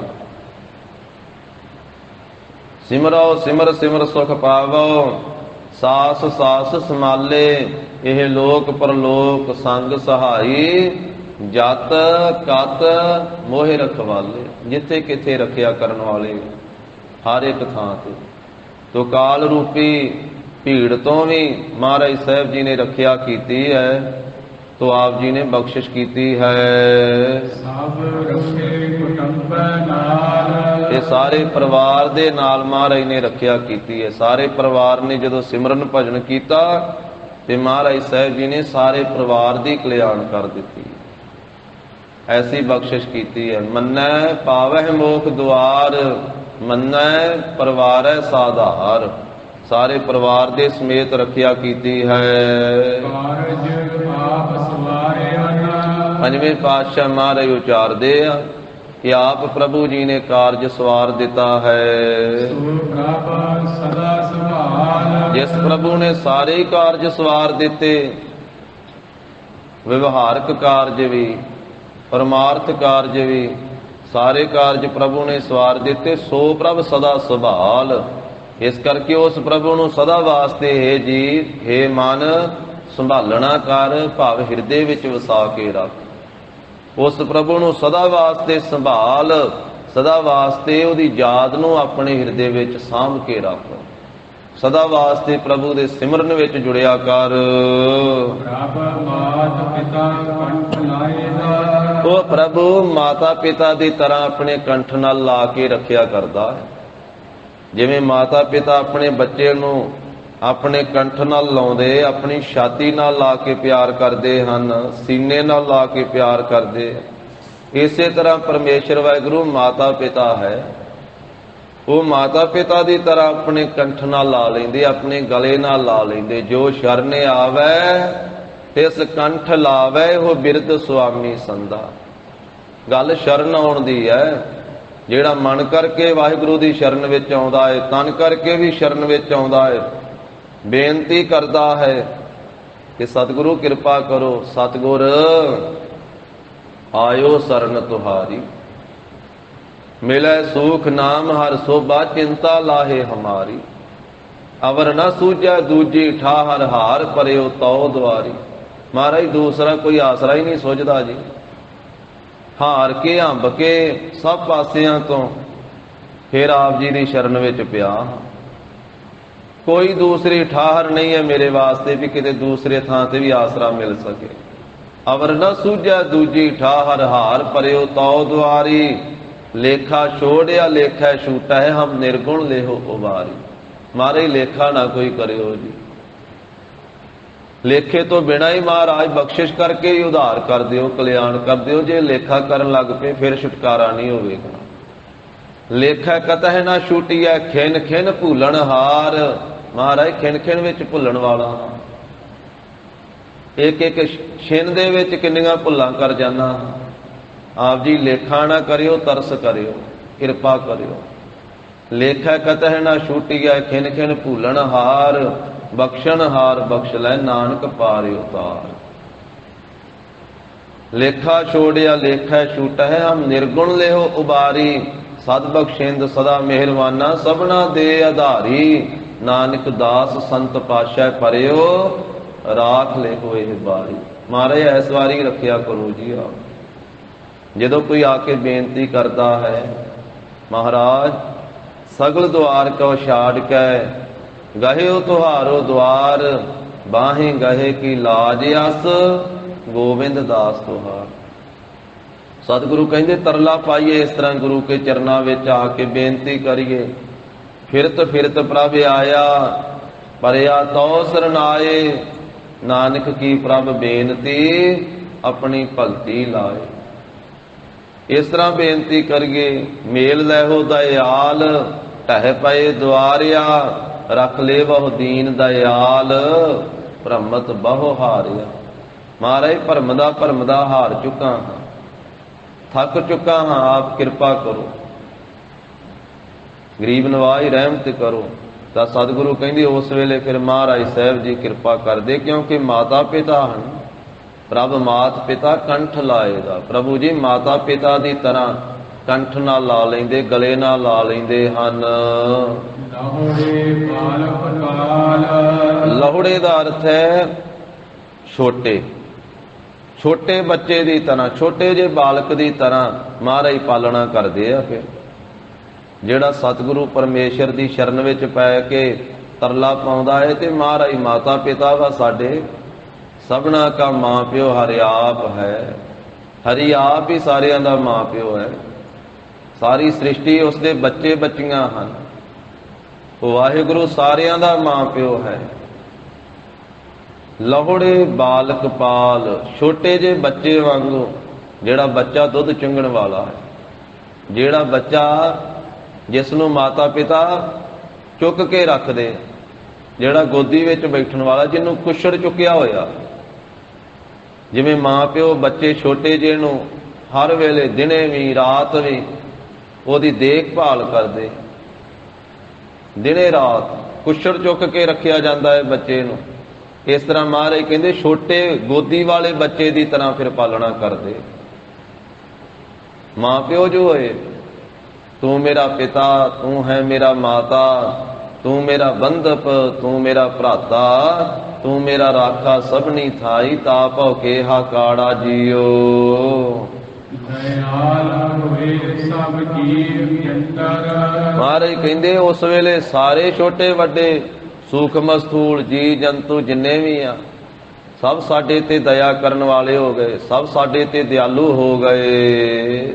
ਹਰਿ ਨਾਨਕ ਨਦਰ ਨਿਹਾਲ। ਜਦੋਂ ਹਰੀ ਨੇ ਮੇਰ ਦੀ ਨਜ਼ਰ ਦੇ ਨਾਲ ਨਿਹਾਲ ਸਾਡੇ ਵੱਲੇ ਵੇਖਣਾ ਕੀਤਾ ਨਾ, ਤੇ ਫਿਰ ਆਪਣੀ ਮੇਰ ਦੀ ਨਜ਼ਰ ਪਾ ਕਰਕੇ ਸਾਨੂੰ ਨਿਹਾਲ ਕਰ ਦਿੱਤਾ। ਨਿਹਾਲ ਦਾ ਅਰਥ ਹੈ, ਹਾਲ ਕਹਿੰਦੇ ਆ ਦੁੱਖਾਂ ਨੂੰ, ਨੇ ਨਾਮ ਹੈ ਰਹਿਤ ਦਾ, ਦੁੱਖਾਂ ਤੋਂ ਰਹਿਤ ਕਰ ਦਿੱਤਾ। ਤੋ ਐਸੀ ਮਹਾਰਾਜ ਸਾਹਿਬ ਜੀ ਨੇ ਬਖਸ਼ਿਸ਼ ਕਰ ਦਿੱਤੀ। ਹਰ ਨਾਨਕ ਨਦਰ ਨਿਹਾਲ, ਆਪਣੀ ਨਜ਼ਰ ਪਾ ਕੇ ਨਦਰੀ ਨੇ ਨਿਹਾਲ ਕਰ ਦਿੱਤਾ, ਕਿਰਤਾਰਥ ਕਰ ਦਿੱਤਾ, ਸਫਲੇ ਕਰ ਦਿੱਤਾ। ਜਿਨ ਕਉ ਨਦਰ ਕਰਮ ਤਿਨਕਾਰ, ਨਾਨਕ ਨਦਰੀ ਨਦਰ ਨਿਹਾਲ ਵਾਲੀ ਬਖਸ਼ਿਸ਼ ਕੀਤੀ। ਮਹੱਲਾ ਪੰਜਵਾ। ਪੰਜਵੇਂ ਪਾਤਸ਼ਾਹ ਮਹਾਰਾਜ ਅਗਲੇ ਸ਼ਲੋਕ ਵਿੱਚ ਦੱਸਦੇ ਆ ਵੀ ਵਾਹਿਗੁਰੂ ਕੋਲੋਂ ਮੰਗਣਾ ਕੀ ਚਾਹੀਦਾ ਹੈ। ਵੇਣ ਤੁਧ ਹੋਰ ਜੇ ਮੰਗਣਾ। ਵੇਣ ਤੁਧ, ਹੇ ਪ੍ਰਭੂ ਤੇਰੇ ਤੋਂ ਬਿਨਾ, ਤੁਧ ਕਹੀਏ ਆਪ ਜੀ, ਤੁਧ ਕਹੀਏ ਪਰਮੇਸ਼ਰ ਵਾਹਿਗੁਰੂ। ਹੇ ਪ੍ਰਭੂ ਤੇਰੇ ਤੋਂ ਬਿਨਾ ਹੋਰ ਕਿਸੇ ਕੋਲੋਂ ਜਾ ਕਰਕੇ ਜੋ ਕੁਝ ਮੰਗਣਾ ਹੈ, ਸਿਰ ਦੁੱਖਾ ਕੈ ਦੁੱਖ। ਉਹ ਦੁੱਖਾਂ ਦੇ ਸਿਰ ਸ਼੍ਰੋਮਣੀ ਦੁੱਖ ਹੈ। ਜੋ ਤੇਰੇ ਨੂੰ ਬਿਨਾ, ਤੇਰੇ ਦਰ ਨੂੰ ਛੱਡ ਕੇ, ਤੈਨੂੰ ਛੱਡ ਕਰਕੇ ਹੋਰ ਕਿਸੇ ਦੇਵੀ ਦੇਵਤੇ ਕੋਲੋਂ ਜੋ ਵੀ ਜਾ ਕੇ ਮੰਗਣਾ ਹੈ ਨਾ, ਉਹ ਦੁੱਖਾਂ ਦੇ ਸਿਰ ਸ਼੍ਰੋਮਣੀ ਦੁੱਖ ਹੈ। ਇੱਕ ਅਰਥ ਤੇ ਕੀਤਾ ਮਹਾਂਪੁਰਖਾਂ ਨੇ।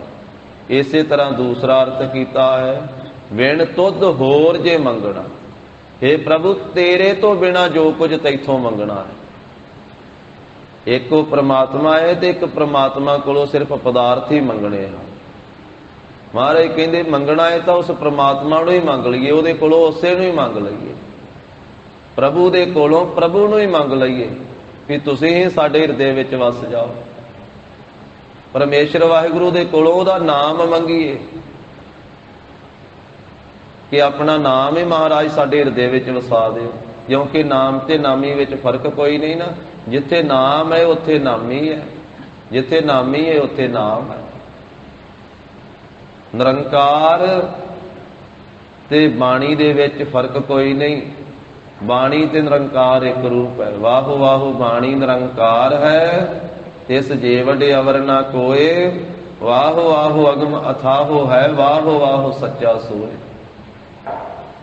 ਗੁਰੂ ਵਿੱਚ ਤੇ ਬਾਣੀ ਦੇ ਵਿੱਚ ਕੋਈ ਭੇਦ ਨਹੀਂ ਹੈ। ਸਤਿਗੁਰੂ ਬਾਣੀ ਰੂਪ ਹੈ ਤੇ ਬਾਣੀ ਸਤਿਗੁਰੂ ਹੈ। ਬਾਣੀ ਗੁਰੂ, ਗੁਰੂ ਹੈ ਬਾਣੀ, ਵਿੱਚ ਬਾਣੀ ਅੰਮ੍ਰਿਤ ਸਾਰੇ। ਜਦੋਂ ਨਾਮ ਮੰਗ ਲਿਆ, ਬਾਣੀ ਮੰਗ ਲਈ, ਤਾਂ ਫਿਰ ਪਰਮੇਸ਼ਰ ਨੂੰ ਹੀ ਮੰਗ ਲਿਆ, ਫਿਰ ਵਾਹਿਗੁਰੂ ਨੂੰ ਹੀ ਮੰਗ ਲਿਆ। ਇਸ ਕਰਕੇ ਮਹਾਰਾਜ ਕਹਿੰਦੇ ਭਾਈ ਅਸੀਂ ਗੁਰੂ ਦੇ ਕੋਲੋਂ ਪਦਾਰਥ ਤਾਂ ਮੰਗਦੇ ਹਾਂ, ਪਰ ਗੁਰੂ ਕੋਲੋਂ ਗੁਰੂ ਨੂੰ ਨਹੀਂ ਮੰਗਦੇ। ਪਰਮਾਤਮਾ ਦੇ ਕੋਲੋਂ ਪਦਾਰਥ ਤਾਂ ਮੰਗਦੇ ਆ, ਪਰ ਪਰਮਾਤਮਾ ਕੋਲੋਂ ਪਰਮਾਤਮਾ ਨੂੰ ਨਹੀਂ ਮੰਗਦੇ ਵੀ ਪਦਾਰਥ ਦੇਣ ਵਾਲਿਆ ਤੂੰ ਵੀ ਆ ਜਾ ਸਾਡੇ ਹਿਰਦੇ ਵਿੱਚ। ਦਾਤਾਂ ਦੇਣ ਵਾਲਿਆ ਦਾਤਿਆ ਤੂੰ ਆਪ ਵੀ ਸਾਡੇ ਘਰ ਵਿੱਚ ਆ ਜਾ। ਮਹਾਰਾਜ ਕਹਿੰਦੇ ਨਹੀਂ, ਜੀਵ ਦਾਤਾ ਹੀ ਮੰਗਦਾ ਵਾ, ਦਾਤੇ ਨੂੰ ਨਹੀਂ ਮੰਗਦਾ।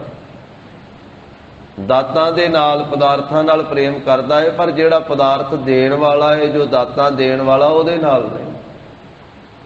ਇਸ ਨੂੰ ਬਾਣੀ ਚ ਮਹਾਰਾਜ ਨੇ ਇਸ ਤਰ੍ਹਾਂ ਵੀ ਕਥਨ ਕੀਤਾ ਹੈ, ਦਾਤ ਪਿਆਰੀ ਵਿਸਰਿਆ ਦਾਤਾਰਾ, ਜਾਣੈ ਨਾਹੀ ਮਰਨ ਵਿਚਾਰਾ। ਦਾਤ ਪਿਆਰੀ ਲੱਗਦੀ ਹੈ, ਮੰਗਾ ਮੰਗਦਾ ਹੈ, ਪਰ ਜਿਹੜਾ ਮੰਗਾ ਦਿੰਦਾ ਹੈ ਉਹਨੂੰ ਨਹੀਂ ਮੰਗਦਾ ਹੈ। ਜੇ ਦਾਤਾ ਦੇਣ ਵਾਲਾ ਹੀ ਆ ਜਾਵੇ ਤੇ ਦਾਤਾ ਤੇ ਆਪੇ ਨਾਲ ਆ ਹੀ ਜਾਣੀਆਂ। ਸਤਿਗੁਰੂ ਮਹਾਰਾਜ ਸਾਹਿਬ ਕਹਿੰਦੇ ਵੇਣ ਤੁਧ ਬਿਨਾ ਆਪ ਜੀ ਤੋਂ। ਹੋਰ ਜੇ ਮੰਗਣਾ, हे ਪ੍ਰਭੂ ਆਪ ਦੇ ਨਾਮ ਤੋਂ ਬਿਨਾ ਹੋਰ ਜੋ ਕੁਝ ਵੀ ਮੰਗਣਾ ਹੈ, ਸਿਰ ਦੁੱਖਾ ਕਹਿ ਦੁੱਖੇ, ਦੁੱਖਾਂ ਦੇ ਸਿਰ ਸ਼੍ਰੋਮਣੀ ਦੁੱਖ ਹੈ।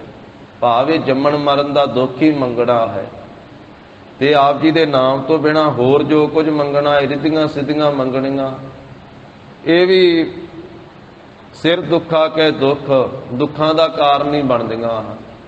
ਸ਼੍ਰੋਮਣੀ ਦੁੱਖ ਹੀ ਹੈ, ਜੰਮਣ ਮਰਨ ਦਾ ਦੁੱਖ ਹੀ ਪੈਣਾ ਹੈ, ਅਗਿਆਨ ਦਾ ਦੁੱਖ ਹੀ ਪੈਣਾ ਹੈ। ਦੇਹ ਨਾਮ ਸੰਤੋਖੀਆ, ਦੇਹ ਨਾਮ ਸੰਤੋਖੀਆ। ਸੰਤੋਖੀਆ ਦਾ ਅਰਥ ਹੈ ਵਾਹਿਗੁਰੂ ਪਰਮੇਸ਼ਰ, ਜੋ ਆਪ ਸੰਤੋਖੀ ਹੈ, ਜਿਨਨੇ ਵੱਡਾ ਭਾਰੀ ਸੰਤੋਖ ਧਾਰਿਆ ਹੋਇਆ ਹੈ। हे ਸੰਤੋਖੀਆ, हे ਪ੍ਰਭੂ ਆਪਣੇ ਨਾਮ ਨੂੰ ਦੇਣਾ ਕਰੋ, ਆਪਣਾ ਨਾਮ ਸਾਨੂੰ ਦਿਓ। ਮਹਾਰਾਜ ਕਹਿੰਦੇ ਨਾਮ ਮੰਗੀਏ ਭਾਈ ਪ੍ਰਭੂ ਦੇ ਪਾਸੋਂ। ਦੇਹ ਨਾਮ ਸੰਤੋਖੀਆ। ਸੰਤੋਖੀਆ ਦਾ ਅਰਥ ਹੈ ਉਹ ਸੰਤੋਖੀ ਪਰਮੇਸ਼ਰ ਵੀ ਹੈ, ਤੇ ਦੂਸਰਾ ਕੀਤਾ ਹੈ ਵੀ ਦੇਹ ਨਾਮ ਸੰਤੋਖੀਆ, ਆਪਣਾ ਨਾਮ ਵੀ ਸਾਨੂੰ ਦੇ, ਤੇ ਜਿਹੜੇ ਆਪ ਜੀ ਦੇ ਨਾਮ ਜਪਣ ਵਾਲੇ ਸੰਤੋਖੀ ਗੁਰਮੁਖ ਪਿਆਰੇ ਗੁਰਸਿੱਖ ਮਹਾਂਪੁਰਖ ਹਨ, ਉਹਨਾਂ ਸੰਤੋਖੀਆਂ ਦੀ ਸਾਨੂੰ ਸੰਗਤ ਵੀ ਬਖਸ਼ੋ। ਜਿਹੜੇ ਵਿਰਲੇ ਵਿਰਲੇ ਹਨ ਸੰਸਾਰ ਦੇ ਵਿੱਚ, ਜਗ ਮਹਿ ਉਤਮ ਕਾਢੀਆ ਹੈ ਵਿਰਲੇ ਕਈ ਕੇ, ਸੰਤੋਖੀ ਵਿਰਲੇ ਵਿਰਲੇ ਹੈ, ਜਿਨ੍ਹਾਂ ਨੂੰ ਮਹਾਰਾਜ ਤੁਸੀਂ ਸੰਤੋਖ ਦੇ ਕੇ ਤ੍ਰਿਪਤੀ ਦੇ ਦਿੱਤੀ ਹੈ। ਕਿਉਂਕਿ ਰੱਜਦਾ ਉਹੀ ਹੈ ਜਿਹਨੂੰ ਵਾਹਿਗੁਰੂ ਸੰਤੋਖ ਦੇ ਦੇਣ। ਸੰਤੋਖ ਤੋਂ ਬਿਨਾ ਭਾਵੇਂ ਲੱਖਾਂ ਕਰੋੜਾਂ ਅਰਬਾਂ ਖਰਬਾਂ ਵੀ ਪ੍ਰਾਪਤ ਕਰ ਲਵੇ, ਰੱਜਦਾ ਨਹੀਂ ਹੈ ਮਨੁੱਖ, ਰਾਜੇ ਵੀ ਨਹੀਂ ਰੱਜਦੇ।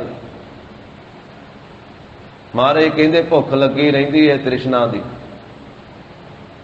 ਰੱਜਦਾ ਉਹੀ ਹੈ ਜਿਹਨੂੰ ਮਹਾਰਾਜ ਸੰਤੋਖ ਦੇ ਦੇਣ। ਬਿਨਾ ਸੰਤੋਖ ਨਹੀਂ ਕੋ ਰਾਜੈ, ਸੁਪਨ ਮਨੋਰਥ ਬਿਰਥੇ ਸਭ ਕਾਜੈ।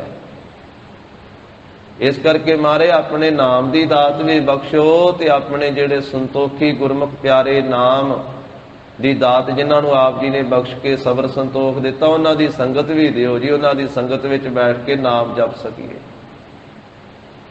ਫਿਰ ਤੀਸਰਾ ਭਾਵ ਐਸਾ ਵੀ ਰੱਖਿਆ, ਦੇਹ ਨਾਮ ਸੰਤੋਖੀਆ। ਮਹਾਰਾਜ ਆਪਣੇ ਨਾਮ ਦੀ ਦਾਤ ਵੀ ਬਖਸ਼ੋ, ਤੇ ਨਾਮ ਦੇ ਨਾਲ ਨਾਲ ਸਾਨੂੰ ਸੰਤੋਖੀ ਵੀ ਬਣਾ ਦਿਓ ਜੀ। ਸਾਡੇ ਹਿਰਦੇ ਵਿੱਚ ਸੰਤੋਖ ਵੀ ਵਸੇ, ਅਸੀਂ ਲਾਲਚੀ ਨਾ ਬਣੇ ਰਹੀਏ, ਹਰ ਵੇਲੇ ਪਦਾਰਥ ਹੀ ਨਾ ਮੰਗਦੇ ਰਹੀਏ, ਧਨ ਦੌਲਤ ਦੀ ਇੱਛਾ ਹੀ ਨਾ ਬਣੀ ਰਵੇ ਹਰ ਵੇਲੇ। ਮਹਾਰਾਜ ਕਿਰਪਾ ਕਰਕੇ ਆਪ ਜੀ ਅੰਦਰੋਂ ਸਾਨੂੰ ਤ੍ਰਿਪਤੀ ਵੀ ਦਿਓ, ਅੰਦਰੋਂ ਰਜਾ ਵੀ ਦਿਓ, ਤ੍ਰਿਸ਼ਨਾ ਮੇਟ ਕਰਕੇ ਸਾਨੂੰ ਸੰਤੋਖੀ ਬਣਾ ਦਿਓ ਜੀ। ਮਨ ਕੀ ਭੁੱਖ, ਮਹਾਰਾਜ ਜਦੋਂ ਆਪ ਜੀ ਨਾਮ ਦੀ ਦਾਤ ਦੇ ਕਰਕੇ ਸਾਨੂੰ ਸੰਤੋਖੀ ਬਣਾ ਦਿਓਗੇ, ਫਿਰ ਸਾਡੇ ਮਨ ਦੀ ਭੁੱਖ ਉਤਰ ਜਾਵੇਗੀ। ਕਿਉਂਕਿ ਇੱਕ ਤਨ ਦੀ ਭੁੱਖ ਹੈ ਜੋ ਆਪਾਂ ਪ੍ਰਸ਼ਾਦਾ ਛਕ ਕੇ ਉਤਾਰ ਲੈਂਦੇ, ਇੱਕ ਮਨ ਦੀ ਭੁੱਖ ਹੈ ਸਾਰੀ ਉਮਰ ਨਹੀਂ ਉਤਰਦੀ। ਰੋਟੀ ਪ੍ਰਸ਼ਾਦਾ ਪਾਣੀ ਇਹ ਤਾਂ ਆਪਾਂ ਰੋਜ਼ ਛਕਦੇ ਹਾਂ, ਪੇਟ ਭਰ ਜਾਂਦਾ ਹੈ, ਪੇਟ ਦੀ ਭੁੱਖ ਦੂਰ ਹੋ ਜਾਂਦੀ ਹੈ, ਪਰ ਮਨ ਦੀ ਭੁੱਖ ਜਿਹੜੀ ਇਹ ਨਹੀਂ ਉਤਰਦੀ ਛੇਤੀ। ਮਨ ਸਾਰੀ ਜ਼ਿੰਦਗੀ ਭੁੱਖੇ ਦਾ ਭੁੱਖਾ ਹੀ ਰਹਿੰਦਾ।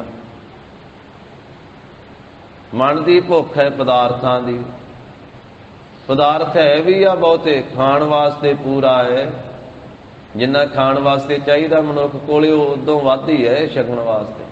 ਪੀਣ ਵਾਸਤੇ ਵੀ ਪੂਰਾ ਹੈ, ਪਹਿਨਣ ਵਾਸਤੇ ਵੀ, ਅਲਮਾਰੀਆਂ ਭਰੀਆਂ ਪਈਆਂ ਕੱਪੜਿਆਂ ਦੇ ਨਾਲ, ਵਸਤਰਾਂ ਦੇ ਨਾਲ, ਪਰ ਮਨ ਦੀ ਭੁੱਖ ਫਿਰ ਨਹੀਂ ਉਤਰਦੀ। ਮਨ ਫਿਰ ਵੀ ਭੁੱਖੋਂ ਭੁੱਖੋਂ ਹੀ ਕਰਦਾ ਰਹਿੰਦਾ, ਕਿਉਂਕਿ ਮਨ ਨੂੰ ਤ੍ਰਿਸ਼ਨਾ ਰੂਪੀ ਭੁੱਖ ਲੱਗੀ ਹੈ, ਤੇ ਤ੍ਰਿਸ਼ਨਾ ਦਾ ਟੋਆ ਐਸਾ ਹੈ ਜਿਹੜਾ ਕਦੀ ਭਰਦਾ ਹੀ ਨਹੀਂ। ਤ੍ਰਿਸ਼ਨਾ ਦਾ ਖਾਤਾ ਐਸਾ ਹੈ, ਤ੍ਰਿਸ਼ਨਾ ਦਾ ਟੋਆ ਐਸਾ ਹੈ, ਤ੍ਰਿਸ਼ਨਾ ਨੂੰ ਆਖਿਆ ਇਹ ਮੱਚਦੀ ਹੋਈ ਅੱਗ ਹੈ। ਹੁਣ ਕੋਈ ਆਖੇ ਵੀ ਮੈਂ ਅੱਗ ਨੂੰ ਰਜਾਉਣਾ ਵਾ, ਕਿਵੇਂ ਰਜਾਉਣਾ? ਕਹਿੰਦਾ ਵੀ ਜਦੋਂ ਰੱਜ ਜਾਵੇਗੀ ਨਾ ਉਦੋਂ ਬੁਝ ਜਾਵੇਗੀ। ਜਿੰਨਾ ਬਾਲਣ ਮੰਗਦੀ ਹੈ ਅੱਗ, ਓਨਾ ਹੀ ਮੈਂ ਪਾਈ ਜਾਣਾ ਇਹਦੇ ਵਿੱਚ। ਅੱਗ ਮੱਚਦੀ ਪਈ ਹੈ, ਇਹ ਜਿੰਨਾ ਬਾਲਣ ਮੰਗਦੀ ਓਨਾ ਹੀ ਇਹਦੇ ਵਿੱਚ ਪਾਉਣਾ ਹੈ। ਲੱਕੜਾਂ ਪਾ ਦਿੱਤੀਆਂ, ਕੁਇੰਟਲਾਂ ਦੀਆਂ ਕੁਇੰਟਲਾਂ ਲੱਕੜਾਂ ਪਾ ਦਿੱਤੀਆਂ, ਟੰਨਾਂ ਦੇ ਟਨ ਲੱਕੜਾਂ ਅੱਗ ਵਿੱਚ ਕੋਈ ਪਾਈ ਜਾਵੇ, ਪਰ ਅੱਗ ਨਹੀਂ ਕਦੀ ਵੀ ਰੱਜਦੀ। ਭਾਂਬੜ ਲਾਟ ਵੱਡੀ ਨਿਕਲਦੀ ਹੈ। ਇਸੇ ਤਰ੍ਹਾਂ ਜਿਵੇਂ ਜਿਵੇਂ ਦੁਨਿਆਵੀ ਪਦਾਰਥ ਵੱਧ ਪ੍ਰਾਪਤ ਹੁੰਦੇ ਆ, ਉਵੇਂ ਉਵੇਂ ਤ੍ਰਿਸ਼ਨਾ ਦੀ ਲਾਟ, ਤ੍ਰਿਸ਼ਨਾ ਦੀ ਅੱਗ ਵੱਧ ਮੱਚਦੀ ਅੰਦਰ। ਜਿਵੇਂ ਅੱਗ ਲੱਕੜਾ ਖਾ ਕੇ ਨਹੀਂ ਰੱਜਦੀ, ਮਨ ਦੀ ਤ੍ਰਿਸ਼ਨਾ ਰੂਪੀ ਭੁੱਖ ਜਿਹੜੀ ਹੈ ਦੁਨਿਆਵੀ ਪਦਾਰਥ, ਦੁਨਿਆਵੀ ਅਹੁਦੇ, ਦੁਨਿਆਵੀ ਮੁਰਾਤਬੇ, ਦੁਨਿਆਵੀ ਪਦਾਰਥ ਪ੍ਰਾਪਤ ਕਰਕੇ ਇਹ ਬੁਝਦੀ ਨਹੀਂ, ਇਹਦੀ ਭਾਂਬੜ ਵੱਧ ਮੱਚਦੇ ਸਗੋਂ ਤ੍ਰਿਸ਼ਨਾ ਵੱਧਦੀ ਜਾਂਦੀ। ਇਸ ਨੂੰ ਮਹਾਰਾਜ ਨੇ ਬਾਣੀ 'ਚ ਇਸ ਤਰ੍ਹਾਂ ਕਥਨ ਕੀਤਾ। ਗਰੀਬ ਨਵਾਜ ਕਹਿੰਦੇ ਸਹਿਸ ਖੱਟੇ ਲੱਖ ਕੋਟ ਧਾਵੈ, ਤ੍ਰਿਪਤ ਨਾ ਆਵੇ ਮਾਇਆ ਪਾਸ਼ੈ ਪਾਵੈ। ਕਦੀ 1000 ਦੀ ਇੱਛਾ ਰੱਖਦਾ ਸੀ ਵੀ 1000 ਰੁਪਈਆ ਮਹੀਨੇ ਦਾ ਮਿਲਣ ਲੱਗ ਪਵੇ, ਹੁਣ 1000 ਤੋਂ ਅੱਗੇ ਹੋ ਗਿਆ, ਹੁਣ ਕਹਿੰਦਾ ਲੱਖ ਮਿਲਣਾ ਚਾਹੀਦਾ। ਜਿਸ ਨੂੰ ਲੱਖ ਪ੍ਰਾਪਤ ਹੁੰਦਾ ਉਹ ਕਹਿੰਦਾ ਨਹੀਂ ਕਰੋੜ ਮਿਲਣਾ ਚਾਹੀਦਾ, ਜਿਹਦੇ ਕੋਲੇ ਕਰੋੜ ਆਉਂਦਾ ਉਹ ਕਹਿੰਦਾ ਨਹੀਂ 10 ਕਰੋੜ ਚਾਹੀਦਾ, ਜਿਹਦੇ ਕੋਲੇ ਇੰਨਾ ਉਹ ਕਹਿੰਦਾ ਨਹੀਂ ਅਰਬ ਖਰਬ ਚਾਹੀਦੇ। ਅੱਗੇ ਤੋਂ ਅੱਗੇ ਜਿਹੜੇ ਉਹ ਭਾਂਬੜ ਮੱਚਦੇ ਜਾਂਦੇ। ਸਤਿਗੁਰੂ ਕਹਿੰਦੇ ਸਹਿਸ ਖੱਟੇ ਲੱਖ ਕੋਟ ਧਾਵੈ, ਤ੍ਰਿਪਤ ਨਾ ਆਵੇ ਮਾਇਆ ਪਾਸ਼ੈ ਪਾਵੈ। ਸਾਰੀ ਜ਼ਿੰਦਗੀ ਲੰਘ ਗਈ ਮਾਇਆ ਦੇ ਪਿੱਛੇ ਪਿੱਛੇ ਦੌੜਦਿਆਂ, ਪਰ ਤ੍ਰਿਸ਼ਨਾ ਨਹੀਂ ਪੂਰੀ ਹੁੰਦੀ, ਮਨ ਨਹੀਂ ਰੱਜਦਾ, ਮਨ ਦੀ ਭੁੱਖ ਨਹੀਂ ਮਿਟਦੀ ਹੈ। ਜਿਵੇਂ ਅੱਗ ਬਾਲਣ ਨੂੰ ਫੂਕ ਕੇ, ਬਾਲਣ ਨੂੰ ਸਾੜ ਕੇ ਅੱਗ ਨਹੀਂ ਰੱਜਦੀ ਤੇ ਨਾ ਹੀ ਬੁਝਦੀ ਆ, ਇਸੇ ਤਰ੍ਹਾਂ ਤ੍ਰਿਸ਼ਨਾ ਦੀ ਜਿਹੜੀ ਅੰਦਰ ਮਨ ਵਿੱਚ ਮੱਚਦੀ ਅੱਗ ਹੈ, ਇਹ ਵੀ ਪਦਾਰਥਾਂ ਨੂੰ ਪ੍ਰਾਪਤ ਕਰਕੇ ਨਹੀਂ ਤ੍ਰਿਪਤ ਹੁੰਦੀ। ਅੱਗ ਤਾਂ ਬੁਝਦੀ ਪਾਣੀ ਪਾਇਆ। ਮਹਾਰਾਜ ਕਹਿੰਦੇ ਇਸੇ ਤਰ੍ਹਾਂ ਮਨ ਦੀ ਜਿਹੜੀ ਤ੍ਰਿਸ਼ਨਾ ਰੂਪੀ ਅੱਗ ਹੈ ਨਾ, ਇਹ ਨਾਮ ਬਾਣੀ ਦਾ ਪਾਣੀ ਪਾਇਆ ਤ੍ਰਿਪਤ ਹੋਣੀ ਹੈ। ਇਹਦੇ ਉੱਤੇ ਨਾਮ ਦਾ ਪਾਣੀ ਪਾਇਆ ਜਾਵੇ, ਨਾਮ ਦਾ ਅੰਮ੍ਰਿਤ ਜਲ ਪਾਇਆ ਜਾਵੇ, ਗੁਰਬਾਣੀ ਦਾ ਇਹਦੇ ਤੇ ਜਲ ਛਿੜਕਿਆ ਜਾਵੇ, ਫਿਰ ਤਾਂ ਇਹ ਠੰਡੀ ਹੋ ਸਕਦੀ ਹੈ, ਫਿਰ ਤਾਂ ਇਹ ਬੁਝ ਸਕਦੀ ਹੈ। ਸੁਖਮਨੀ ਸਾਹਿਬ ਦੀ ਪਹਿਲੀ ਅਸ਼ਟਪਦੀ 'ਚ ਮਹਾਰਾਜ ਨੇ ਆਖਿਆ ਪ੍ਰਭ ਕੈ ਸਿਮਰਨ ਤ੍ਰਿਸ਼ਨਾ ਬੁਝੈ। ਪ੍ਰਭੂ ਦਾ ਸਿਮਰਨ ਕਰਨ ਦੇ ਨਾਲ ਤ੍ਰਿਸ਼ਨਾ ਦੀ ਅੱਗ ਬੁਝਦੀ ਹੈ ਭਾਈ, ਹੋਰ ਕੋਈ ਤਰੀਕਾ ਨਹੀਂ ਅੱਗ ਬੁਝਾਉਣ ਦਾ। ਪ੍ਰਭ ਕੈ ਸਿਮਰਨ ਤ੍ਰਿਸ਼ਨਾ ਬੁਝੈ, ਪ੍ਰਭ ਕੈ ਸਿਮਰਨ ਸਭ ਕਿਛ ਸੁਝੈ। ਸਭ ਕੁਝ ਦੀ ਸੋਝੀ ਆ ਜਾਂਦੀ ਹੈ। ਇਹ ਸੋਝੀ ਵੀ ਆ ਜਾਂਦੀ ਵੀ ਜਿਨ੍ਹਾਂ ਪਦਾਰਥਾਂ ਦੇ ਪਿੱਛੇ ਮੈਂ ਇੰਨੀ ਭੱਜ ਦੌੜ ਕਰ ਰਿਹਾ ਵਾਂ, ਇਹ ਨਾ ਕਿਸੇ ਦੇ ਨਾਲ ਗਏ, ਨਾ ਕਿਸੇ ਨੂੰ ਇਹ ਜਿੰਨਾ ਕੋਈ ਚਾਹੁੰਦਾ ਉਹਨੇ ਪ੍ਰਾਪਤੀ ਹੋਏ। ਤੋ ਇਸ ਕਰਕੇ ਗਰੀਬ ਨਵਾਜ ਸਾਹਿਬ ਸੱਚੇ ਪਾਤਸ਼ਾਹ ਕਹਿੰਦੇ ਕਿ ਮੰਗ ਮੰਗੀਏ ਦੇਹ ਨਾਮ ਸੰਤੋਖੀਆ, ਉਤਰੈ ਮਨ ਕੀ ਭੁੱਖ। ਇਹ ਪ੍ਰਭੂ ਜੀ ਆਪਣਾ ਨਾਮ ਦੇ ਕੇ ਮੈਨੂੰ ਸੰਤੋਖ ਦਿਓ, ਮੇਰੇ ਮਨ ਦੇ ਅੰਦਰ ਸਬਰ ਸੰਤੋਖ ਪ੍ਰਾਪਤ ਹੋਵੇ ਤੇ ਮੇਰੇ ਮਨ ਦੀ ਭੁੱਖ ਉਤਰ ਜਾਵੇ। ਤਨ ਦੀ ਭੁੱਖ ਸਾਧ ਸੰਗਤ ਜੀ ਛੇਤੀ ਦੂਰ ਹੋ ਜਾਂਦੀ ਹੈ, ਜੋ ਪ੍ਰਸ਼ਾਦੇ ਦੀ ਭੁੱਖ ਹੈ, ਪਰ ਮਨ ਦੀ ਭੁੱਖ ਤਾਂ ਕਈਆਂ ਜਨਮਾਂ ਦੀ ਲੱਗੀ ਹੋਈ ਹੈ। ਇਹ ਨਾਮ ਰੂਪੀ ਭੋਜਨ ਛਕਣ ਦੇ ਨਾਲ ਹੀ ਮਿਟਣੀ ਹੈ। ਤ੍ਰਿਪਤ ਭਈ ਸੱਚ ਭੋਜਨ ਖਾਇਆ, ਮਨ ਤਨ ਰਸਨਾ ਨਾਮ ਧਿਆਇਆ। ਫਿਰ ਇਹ ਤ੍ਰਿਪਤ ਹੁੰਦੀ ਹੈ। ਭੁੱਖੋਂ ਜੇ ਇੱਕੋ ਹੀ ਨਹੀਂ ਹੈ, ਭੁੱਖਾਂ ਕਈ ਹਨ। ਅੱਖਾਂ ਦੀ ਭੁੱਖ ਵੱਖਰੀ ਹੈ, ਕੰਨਾਂ ਦੀ ਵੱਖਰੀ ਹੈ, ਨਾਸਕਾਂ ਦੀ ਵੱਖਰੀ ਹੈ, ਰਸਨਾ ਦੀ ਵੱਖਰੀ ਹੈ, ਚਮੜੀ ਦੀ ਵੱਖਰੀ ਹੈ। ਇਸ ਨੂੰ ਮਹਾਰਾਜ ਸਾਹਿਬ ਜੀ ਨੇ ਆਖਿਆ ਸੱਚੇ ਨਾਮ ਦਾ ਜਦੋਂ ਭੋਜਨ ਪ੍ਰਾਪਤ ਹੋਵੇਗਾ, ਸੱਚੇ ਨਾਮ ਦਾ ਆਸਰਾ ਮਿਲੇਗਾ, ਫਿਰ ਸਾਰੀਆਂ ਭੁੱਖਾਂ ਦੂਰ ਹੋ ਜਾਣਗੀਆਂ, ਫਿਰ ਮਨ ਦੀ ਭੁੱਖ ਵੀ ਦੂਰ ਹੋ ਜਾਵੇ। ਸਾਚਾ ਨਾਮ ਮੇਰਾ ਆਧਾਰੋ, ਸਾਚ ਨਾਮ ਏ ਆਧਾਰ ਮੇਰਾ। ਜਿਨ ਭੁੱਖਾਂ ਸਭ ਗਵਾਈਆਂ, ਕਰ ਸ਼ਾਂਤ ਸੁਖ ਮਨ ਆਏ ਵਸਿਆ। ਜਿਨ ਇੱਛਾ ਸਭ ਪੁਜਾਈਆਂ, ਸਦਾ ਕੁਰਬਾਨ ਕੀਤਾ ਗੁਰੂ ਬੇਟਾ ਹੋ। ਜਿਸ ਦੀ ਆਏ ਵਡਿਆਈਆਂ, ਕਹੈ ਨਾਨਕ ਸੁਣੋ ਸੰਤੋ, ਸ਼ਬਦ ਧਰੋ ਪਿਆਰੋ। ਸਾਚਾ ਨਾਮ ਮੇਰਾ ਆਧਾਰੋ। ਤਾਂ ਮਹਾਰਾਜ ਕਹਿੰਦੇ ਮਨ ਦੀ ਭੁੱਖ, ਹੇ ਵਾਹਿਗੁਰੂ ਜੀ ਆਪ ਜੀ ਦੀ ਕਿਰਪਾ ਦੇ ਨਾਲ ਜਦੋਂ ਨਾਮ ਦੀ ਪ੍ਰਾਪਤੀ ਹੋਈ ਫਿਰ ਉਤਰ ਜਾਵੇਗੀ। ਪੰਜਵੇਂ ਪਾਤਸ਼ਾਹ ਧੰਨ ਗੁਰੂ ਅਰਜਨ ਸਾਹਿਬ ਮਹਾਰਾਜ ਕਹਿੰਦੇ ਗੁਰਸਿੱਖੋ, ਗੁਰੂ ਸਾਹਿਬ ਜੀ ਨੇ ਤਾਂ ਜੰਗਲ ਵੀ ਹਰਿਆ ਕਰ ਦਿੱਤਾ, 3 ਘਾਹ ਵੀ ਹਰਿਆ ਕੀਤਿਆ, ਘਾਹ ਨੂੰ ਵੀ ਹਰਾ ਭਰਾ ਕਰ ਦਿੱਤਾ, ਸੁੱਕੇ ਘਾਹ ਨੂੰ ਵੀ ਹਰਿਆ ਕਰ ਦਿੱਤਾ, ਜੰਗਲ ਸੁੱਕੇ ਨੂੰ ਵੀ ਹਰਿਆ ਕਰ ਦਿੱਤਾ। ਧੰਨ ਸ੍ਰੀ ਗੁਰੂ ਨਾਨਕ ਦੇਵ ਸਾਹਿਬ ਮਹਾਰਾਜ ਸਾਹਿਬ ਜੀ ਦੇ ਪਵਿੱਤਰ ਇਤਿਹਾਸ ਵਿੱਚ ਕਈ ਗਾਥਾ ਹਨ ਜਿਹੜੇ ਕਈ ਸੁੱਕੇ ਬਾਗ ਹਰੇ ਕੀਤੇ। ਮਹਾਰਾਜ ਰਾਜੇ ਸ਼ਿਵਨਾਗ ਦੇ ਬਾਗ ਦੇ ਵਿੱਚ ਜਾ ਕੇ ਬੈਠ ਕੇ ਕੀਰਤਨ ਕੀਤਾ ਸੀ ਜਦੋਂ ਭਾਈ ਬਾਲਾ ਜੀ ਮਰਦਾਨਾ ਜੀ ਮਹਾਰਾਜ ਦੇ ਨਾਲ, ਤੇ ਬਾਗਵਾਨ ਵੇਖ ਕੇ ਹੈਰਾਨ ਹੋ ਗਿਆ, ਅਚਰਜ ਹੋ ਗਿਆ ਸੀ ਕਿ ਕਈਆਂ ਸਾਲਾਂ ਦਾ ਸੁੱਕਾ ਹੋਇਆ ਬਾਗ ਉਹ ਕੁਰਬਲੀਆਂ ਕੱਢ ਆਇਆ, ਪੱਤੇ ਕੱਢ ਆਇਆ ਬਾਬਾ ਜੀ ਦੇ ਚਰਨ ਪਾਉਣ ਦੇ ਨਾਲ, ਕੀਰਤਨ ਕਰਨ ਦੇ ਨਾਲ। ਬਾਗ ਹਰਿਆ ਕਰ ਦਿੱਤਾ, ਜੰਗਲ ਹਰੇ ਭਰੇ ਕਰ ਦਿੱਤੇ। ਗੁਰ ਵਣ ਤਿਣ ਹਰਿਆ ਕੀਤਿਆ, ਗੁਰੂ ਸਾਹਿਬ ਨੇ ਤਾਂ ਜੰਗਲ ਤੇ ਘਾਤ ਵੀ ਹਰਾ ਕਰ ਦਿੱਤਾ ਹੈ। ਇਸੇ ਤਰ੍ਹਾਂ ਮਹਾਰਾਜ ਸਾਹਿਬ ਜੀ ਨੇ ਤਾਂ ਜਿਹੜੇ ਕੌੜੇ ਜ਼ਹਿਰ ਵਰਗੇ ਫਲ ਸੀ ਨਾ, ਜਿਨ੍ਹਾਂ ਨੂੰ ਫਲ ਕਿਹਾ ਵੀ ਨਹੀਂ ਜਾਂਦਾ, ਉਹਨਾਂ ਨੂੰ ਵੀ ਮਹਾਰਾਜ ਨੇ ਹਰੇ ਭਰੇ ਕਰ ਦਿੱਤਾ, ਮਿਠਾਸ ਵਾਲੇ ਬਣਾ ਦਿੱਤਾ। ਅੱਕਾਂ ਦੀਆਂ ਖੱਖੜੀਆਂ ਕਦੀ ਕੋਈ ਖਾਂਦਾ ਤੇ ਨਹੀਂ ਹੈ, ਜ਼ਹਿਰ ਵਰਗੀਆਂ ਕੌੜੀਆਂ ਹੁੰਦੀਆਂ। ਪਰ ਬਿਹਾਰ ਦੇ ਇਲਾਕੇ ਦੀ ਗਾਥਾ ਹੈ, ਧੰਨ ਸ੍ਰੀ ਗੁਰੂ ਨਾਨਕ ਦੇਵ ਸਾਹਿਬ ਮਹਾਰਾਜ ਸੱਚੇ ਪਾਤਸ਼ਾਹ ਜੰਗਲ ਦੇ ਵਿੱਚ ਵਿਚਰ ਰਹੇ ਆ। ਭਾਈ ਮਰਦਾਨਾ ਜੀ ਨੇ ਬੇਨਤੀ ਕੀਤੀ, ਮਹਾਰਾਜ ਭੁੱਖ ਬਹੁਤ ਲੱਗੀ ਹੈ, ਕਿਰਪਾ ਕਰੋ ਕੁਝ ਛਕਾਓ। ਸਤਿਗੁਰੂ ਕਹਿੰਦੇ, ਮਰਦਾਨਿਆ ਅੱਕਾਂ ਦੀਆਂ ਖੱਖੜੀਆਂ ਤੋੜ ਕੇ ਛਕ ਲਾ। ਮਹਾਰਾਜ ਇਹ ਤੇ ਜ਼ਹਿਰ ਵਰਗੀਆਂ ਕੌੜੀਆਂ ਹੁੰਦੀਆਂ। ਕਹਿਣ ਲੱਗੇ, ਭਾਈ ਮਰਦਾਨਿਆ ਅਸੀਂ ਤੈਨੂੰ ਕਹਿੰਦੇ ਆ ਤੋੜ ਕੇ ਛਕ ਲਾ। ਸਤ ਬਚਨ ਜੀ। ਪਰ ਭਾਈ ਮਰਦਾਨਿਆ ਛਕ ਲਾ, ਪੱਲੇ ਨਾ ਬੰਨੀ, ਪੱਲੇ ਨਾ ਬੰਨੀ।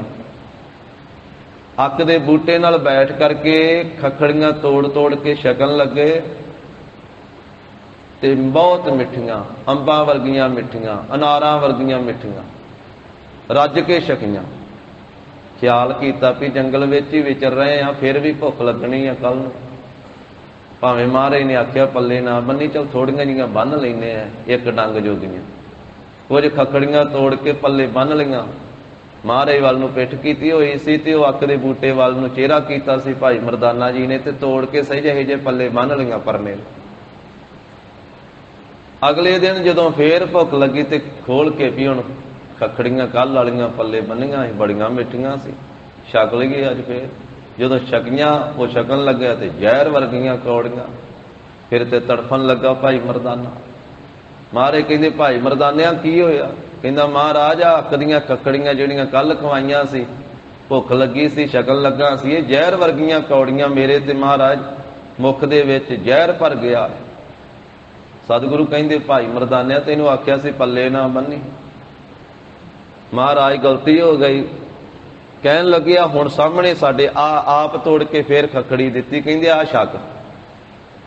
ਉਹ ਛਕੀ ਤੇ ਉਹ ਫੇਰ ਮਿੱਠੀ, ਫੇਰ ਮੁੱਖ ਦਾ ਸਵਾਦ ਬਦਲਿਆ। ਮਹਾਰਾਜ ਸਾਹਿਬ ਜੀ ਨੇ ਕਿਰਪਾ ਕੀਤੀ। ਇਸੇ ਤਰ੍ਹਾਂ ਸਿੱਧ ਵੀ ਬੈਠੇ ਹੋਏ ਸਨ, ਗੁਰੂ ਸਾਹਿਬ ਜੀ ਵੀ, ਜਿੱਥੇ ਸਾਧ ਸੰਗਤ ਜੀ ਸ੍ਰੀ ਨਾਨਕ ਮਤਾ ਸਾਹਿਬ ਸਥਾਨ ਉਸੇ ਇਲਾਕੇ ਦੇ ਵਿੱਚ। ਕਹਿਣ ਲੱਗੇ, ਜੀ ਕੋਈ ਛਕਾਓ। ਮਹਾਰਾਜ ਕਹਿੰਦੇ, ਦ੍ਰਿਸ਼ਟੀ ਪਾਈ ਉਹ ਦਰਖਤ ਦੇ ਉੱਤੇ, ਰੀਠੇ ਦਾ ਦਰਖਤ ਹੈ, ਤੇ ਕਹਿਣ ਲੱਗੇ ਤੋੜ ਕੇ ਛਕੋ। ਗੁਰੂ ਸਾਹਿਬ ਵਾਲੇ ਪਾਸੇ ਜਦੋਂ ਤੋੜ ਕੇ ਛਕੇ ਸਿੱਧਾਂ ਨੇ, ਤੇ ਉਹ ਛੁਹਾਰਿਆਂ ਵਰਗੇ ਮਿੱਠੇ ਫਲ ਲੱਗੇ। ਜਿੱਧਰ ਸਿੱਧ ਬੈਠੇ ਸੀ ਉਧਰੋਂ ਤੋੜ ਕੇ ਖਾਣ ਲੱਗੇ, ਉਧਰੋਂ ਕੌੜੇ ਲੱਗੇ। ਸਤਿਗੁਰੂ ਕਹਿੰਦੇ, ਸਾਡੇ ਵਾਲਾ ਪਾਸਾ ਹੀ ਮਿੱਠਾ ਹੋਇਆ, ਤੁਹਾਡੇ ਵਾਲਾ ਤੁਸੀਂ ਕਰੋ। ਉਹ ਅੱਜ ਵੀ ਇੱਕ ਪਾਸੇ ਮਿੱਠੇ ਲੱਗਦੇ, ਮਿੱਠੇ ਫਲ ਦਿੰਦੇ।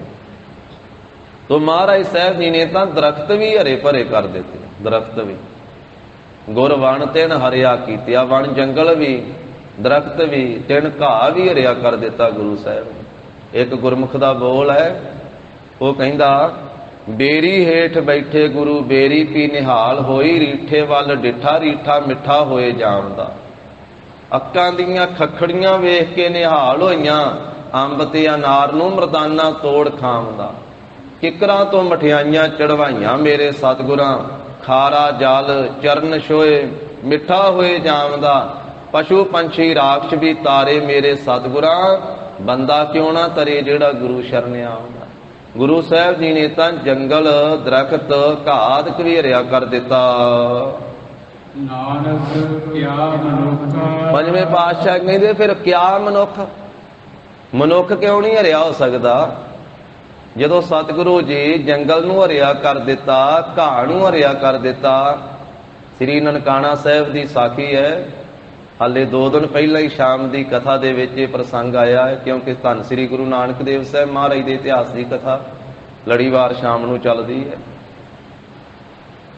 ਕਿ ਮਹਾਰਾਜ ਮੱਝਾਂ ਗਾਵਾਂ ਚਾਰਨ ਵਾਸਤੇ ਜਾਂਦੇ ਹੈ ਤੇ ਜ਼ਿਮੀਂਦਾਰ ਦਾ ਖੇਤ ਚਰ ਜਾਂਦੇ ਨੇ, ਔਰ ਉਹ ਜਾ ਕੇ ਰਾਏ ਬੁਲਾਰ ਕੋਲੇ ਫਰਿਆਦ ਕਰਦਾ ਹੈ। ਮਹਾਰਾਜ ਕਹਿੰਦੇ, ਜਾ ਕੇ ਵੇਖੋ ਤਾਂ ਸਹੀ। ਵੇਖਿਆ ਤੇ ਉਹ ਹਰਿਆ ਭਰਿਆ, ਉੱਥੇ ਕੁਝ ਵੀ ਖਾਧਾ ਨਹੀਂ ਹੋਇਆ। ਉੱਥੇ ਗੁਰਦੁਆਰਾ ਕਿਆਰਾ ਸਾਹਿਬ ਹੈ, ਸਤਿਗੁਰਾਂ ਨੇ ਤਾਂ ਘਾਹ ਫਸਲ ਵੀ ਹਰੀ ਕਰ ਦਿੱਤੀ। ਤੇ ਮਹਾਰਾਜ ਕਹਿੰਦੇ ਜੇ ਜੰਗਲ ਦਰਖਤ ਹਰੇ ਕਰ ਸਕਦੇ ਗੁਰੂ ਸਾਹਿਬ, ਤੇ ਮਨੁੱਖ ਕਿਉਂ ਨਹੀਂ ਹਰਿਆ ਹੋ ਸਕਦਾ? ਮਨੁੱਖ ਨੂੰ ਕਿਉਂ ਨਹੀਂ ਸ਼ੁਭ ਗੁਣ ਪ੍ਰਾਪਤ ਹੋ ਸਕਦੇ? ਮਨੁੱਖ ਦੀ ਕਲਿਆਣ ਕਿਉਂ ਨਹੀਂ ਹੋ ਸਕਦੀ? ਉਹ ਤਾਂ ਜੜ ਹੈ, ਜੜ ਨੂੰ ਹਰਿਆ ਕਰ ਦਿੱਤਾ। ਦਾਤਨ ਕਰਕੇ ਬੇਰੀ ਦੀ ਉਹ ਗੱਡੀ ਹੈ, ਉਹ ਹਰੀ ਭਰੀ ਹੋ ਕੇ ਬੇਰ ਸਾਹਿਬ ਬਣ ਗਈ। ਇੱਕ ਜੜ ਹੈ, ਇੱਕ ਦਰਖਤ ਹੈ, ਉਹਨੂੰ ਹਰਿਆ ਕਰ ਦਿੱਤਾ। ਨਾਨਕ ਕਿਆ ਮਨੁੱਖ, ਤੇ ਮਨੁੱਖ ਕੀ ਹੈ? ਮਨੁੱਖ ਨੂੰ ਮਹਾਰਾਜ ਸਾਹਿਬ ਹਰਿਆ ਕਿਉਂ ਨਹੀਂ ਕਰ ਸਕਦੇ? ਸ਼ੁਭ ਗੁਣਾਂ ਦੀ ਹਰਿਆਵਲਤਾ ਸਾਹਿਬ। ਮਨੁੱਖ ਵੀ ਮਹਾਰਾਜ ਸਾਹਿਬ ਦੀ ਸ਼ਰਨ ਵਿੱਚ ਪਵੇ ਭਾਵਨਾ ਨਾਲ, ਤੇ ਮਨੁੱਖ ਨੂੰ ਵੀ ਹਰਿਆ ਕਰਦੇ ਹਨ। ਇਸੇ ਤਰ੍ਹਾਂ ਮਹਾਰਾਜ ਕਹਿੰਦੇ ਜਿਹੜੇ ਗੁਰੂ ਸਾਹਿਬ ਜੀ ਦਰਖਤਾਂ ਨੂੰ, ਘਾਹ ਨੂੰ, ਫਸਲਾਂ ਨੂੰ ਵੀ ਹਰਿਆ ਕਰ ਦਿੰਦੇ ਆ, ਐਸੇ ਸਤਿਗੁਰਾਂ ਨੂੰ ਛੱਡ ਕੇ ਭਾਈ ਕਿਆ ਮਨੁੱਖ, ਤੂੰ ਹੋਰ ਮਨੁੱਖਾਂ ਦੀ ਆਸ ਕਿਉਂ ਰੱਖਦਾ? ਗੁਰੂ ਸਾਹਿਬ ਦੀ ਸ਼ਰਨ ਵਿੱਚ ਪਿਆ ਕਰ। ਮਾਨੁਖ ਕੀ ਟੇਕ ਬ੍ਰਿਥੀ ਸਭ ਜਾਨ, ਦੇਵਨ ਕੋ ਏਕ ਹੈ ਭਗਵਾਨ। ਮਨੁੱਖਾਂ ਦੀ ਟੇਕ ਨਾ ਰੱਖ। ਮਨੁੱਖ ਕੀ ਹੈ ਗੁਰੂ ਸਾਹਿਬ ਦੇ ਸਾਹਮਣੇ?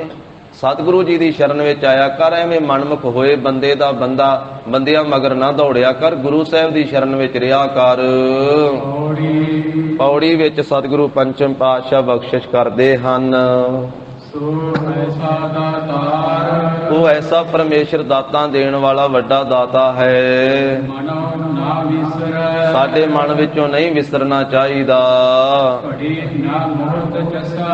ਘੜੀ 24 ਮਿੰਟ, ਮੋਹਤ ਅੱਧੀ ਕ ਘੜੀ, ਤੇ ਚਸਾ 15 ਵਾਰੀ ਅੱਖ ਨੂੰ ਖੁੱਲ ਗਏ, ਮਿਟ ਗਏ, ਤੇ ਇੱਕ ਵਿਸਵਾ ਬਣਦਾ। 15 ਵਿਸਵਿਆਂ ਦਾ ਇੱਕ ਚਸਾ ਬਣਦਾ। ਇਹ ਚਸਾ ਜਿੰਨਾ ਸਮਾਂ, ਇੱਕ ਘੜੀ 24 ਮਿੰਟ, ਮੋਹਤ ਅੱਧੀ ਘੜੀ, ਤੇ ਚਸਾ ਥੋੜਾ ਜਿਹਾ ਸਮਾਂ। ਇਸ ਪਰਮੇਸ਼ਰ ਤੋਂ ਬਿਨਾ, ਉਹਦੇ ਨਾਮ ਜਪਣ ਤੋਂ ਬਿਨਾ, ਉਹਦੇ ਸਿਮਰਨ ਭਜਨ ਤੋਂ ਬਿਨਾ, ਉਹਦੀ ਯਾਦ ਵਿੱਚ ਜੁੜੇ ਤੋਂ ਬਿਨਾ ਨਹੀਂ ਸਰਦਾ ਹੈ। ਉਹ ਵਾਹਿਗੁਰੂ ਅੰਦਰ ਵੀ ਵਸ ਰਿਹਾ ਹੈ ਤੇ ਬਾਹਰ ਵੀ ਵਸ ਰਿਹਾ ਹੈ ਨਾਲ। ਉਸ ਪਰਮੇਸ਼ਰ ਤੋਂ ਕੋਈ ਕੀ ਲੁਕਾ ਸਕਦਾ ਹੈ? ਕੀ ਕੋਈ ਲੁਕ ਕਰ ਸਕਦਾ ਹੈ? ਕੋਈ ਕਰ ਸਕਦਾ ਉਹਦੇ ਅੱਗੇ ਕੋਈ ਪਰਦੇ, ਕੋਈ ਦਰਵਾਜ਼ੇ ਬੰਦ ਕਰ ਸਕਦਾ ਹੈ? ਦੇ ਕਿਵਾੜ ਅਨਕ ਪੜਦੇ ਮਹਿ ਪਰਦਾਰਾ ਸੰਗ ਫਾਕੈ, ਚਿਤਰਗੁਪਤ ਜਬ ਲੇਖਾ ਮੰਗੇ ਤਬ ਕੌਣ ਪੜਦਾ ਤੇਰਾ ਟਾਕੈ। ਕਿਆ ਕੋ ਲੋਕ ਕਰੇ? ਉਹ ਅੰਤਰਜਾਮੀ ਅੰਦਰ ਵੀ ਵਸਦਾ ਤੇ ਬਾਹਰ ਵੀ ਵਸਦਾ, ਉਹਦੇ ਤੋਂ ਕੋਈ ਲੁਕਾਇਆ ਨਹੀਂ ਜਾ ਸਕਦਾ। ਜਿਸ ਜੀਵ ਦੀ ਪੱਤ ਉਹ ਪਰਮੇਸ਼ਰ ਆਪ ਰੱਖਦੇ ਆ, ਉਹਦੀ ਪੱਤ ਰਹਿੰਦੀ ਹੈ। ਉਹੀ ਜੀਵ ਸੰਸਾਰ ਭਉਜਲ ਤੋਂ ਤਰਦਾ ਹੈ। ਉਹੀ ਭਗਤੀ ਕਰਨ ਵਾਲਾ ਭਗਤ ਹੈ, ਉਹੀ ਗਿਆਨਵਾਨ ਗਿਆਨੀ ਹੈ, ਉਹੀ ਤਪੱਸਿਆ ਕਰਨ ਵਾਲਾ ਤਪਾ ਹੈ। ਜਿਸ ਉੱਤੇ ਵਾਹਿਗੁਰੂ ਜੀ ਕਿਰਪਾ ਕਰਦੇ, ਉਸੇ ਨੂੰ ਭਗਤ ਬਣਾਉਂਦੇ, ਉਸੇ ਨੂੰ ਗਿਆਨੀ ਬਣਾਉਂਦੇ, ਉਸੇ ਨੂੰ ਤਪਸਵੀ ਬਣਾਉਂਦੇ ਹਨ। ਉਸੇ ਨੂੰ ਮਹਾਰਾਜ ਸ਼ੁਭ ਗੁਣਾਂ ਦੇ ਸਹਿਤ ਨਾਮ ਗਿਆਨ ਦੇ ਕੇ ਸੰਸਾਰ ਵਿੱਚ ਵੀ ਪੂਰਾ ਕਰਦੇ ਆ। ਉਸੇ ਨੂੰ ਪ੍ਰਧਾਨ ਇੱਥੇ ਮੁਖੀਆ ਬਣਾਉਂਦੇ, ਉਸੇ ਨੂੰ ਪਰਲੋਕ ਵਿੱਚ ਪ੍ਰਧਾਨ ਬਣਾਉਂਦੇ ਹਨ। ਜਿਸ ਦੇ ਅੰਦਰ ਮਹਾਰਾਜ ਸਾਹਿਬ ਜੀ ਆਪਣੇ ਨਾਮ ਦਾ ਬਲ ਧਾਰ ਦਿੰਦੇ ਆ, ਬਲ ਰੱਖ ਦਿੰਦੇ, ਜਿਸ ਨੂੰ ਮਹਾਰਾਜ ਆਤਮਿਕ ਬਲ ਦੇ ਦਿੰਦੇ ਹਨ। ਜਿਸ ਨੂੰ ਮਹਾਰਾਜ ਸਾਹਿਬ ਜੀ ਐਸੀ ਆਪਣੇ ਦਰਸ਼ਨ ਬਖਸ਼ਦੇ, ਆਪਣਾ ਨਾਮ ਗਿਆਨ ਬ੍ਰਹਮ ਗਿਆਨ ਬਖਸ਼ਦੇ, ਫਿਰ ਬ੍ਰਹਮ ਗਿਆਨ ਜਰਨਾ ਬੜਾ ਔਖਾ ਹੈ, ਸਹਾਰਨਾ ਬੜਾ ਔਖਾ ਹੈ, ਪਦਵੀ ਨੂੰ ਝੱਲਣਾ ਬੜਾ ਔਖਾ ਹੈ। ਤੇ ਜਿਸ ਨੂੰ ਦਾਤ ਦੇ ਕਰਕੇ ਫਿਰ ਆਪ ਹੀ ਜਰਾਉਂਦੇ ਹਨ, ਉਹੋ ਹੀ ਅਜਰ ਵਸਤੂ ਨੂੰ ਜਰਦਾ ਹੈ। ਜੋ ਨਾ ਜਰੇ ਜਾਣ ਵਾਲੀ ਬ੍ਰਹਮ ਗਿਆਨ ਦੀ ਅਜਰ ਅਵਸਥਾ ਹੈ, ਉਸੇ ਨੂੰ ਉਹ ਜਰਦਾ, ਉਹੀ ਜਰਦਾ ਹੈ ਜਿਹਦੇ ਤੇ ਮਾਰੇ ਆਪ ਜਰਾਉਂਦੇ ਹਨ, ਜਿਸ ਨੂੰ ਇਹ ਜਰਨ ਦੀ ਸ਼ਕਤੀ ਦਿੰਦੇ ਹਨ। ਇਸ ਜੀਵ ਨੂੰ ਹੀ ਉਹ ਸੱਚ ਸਰੂਪ ਪਰਮੇਸ਼ਰ ਮਿਲਿਆ ਹੈ।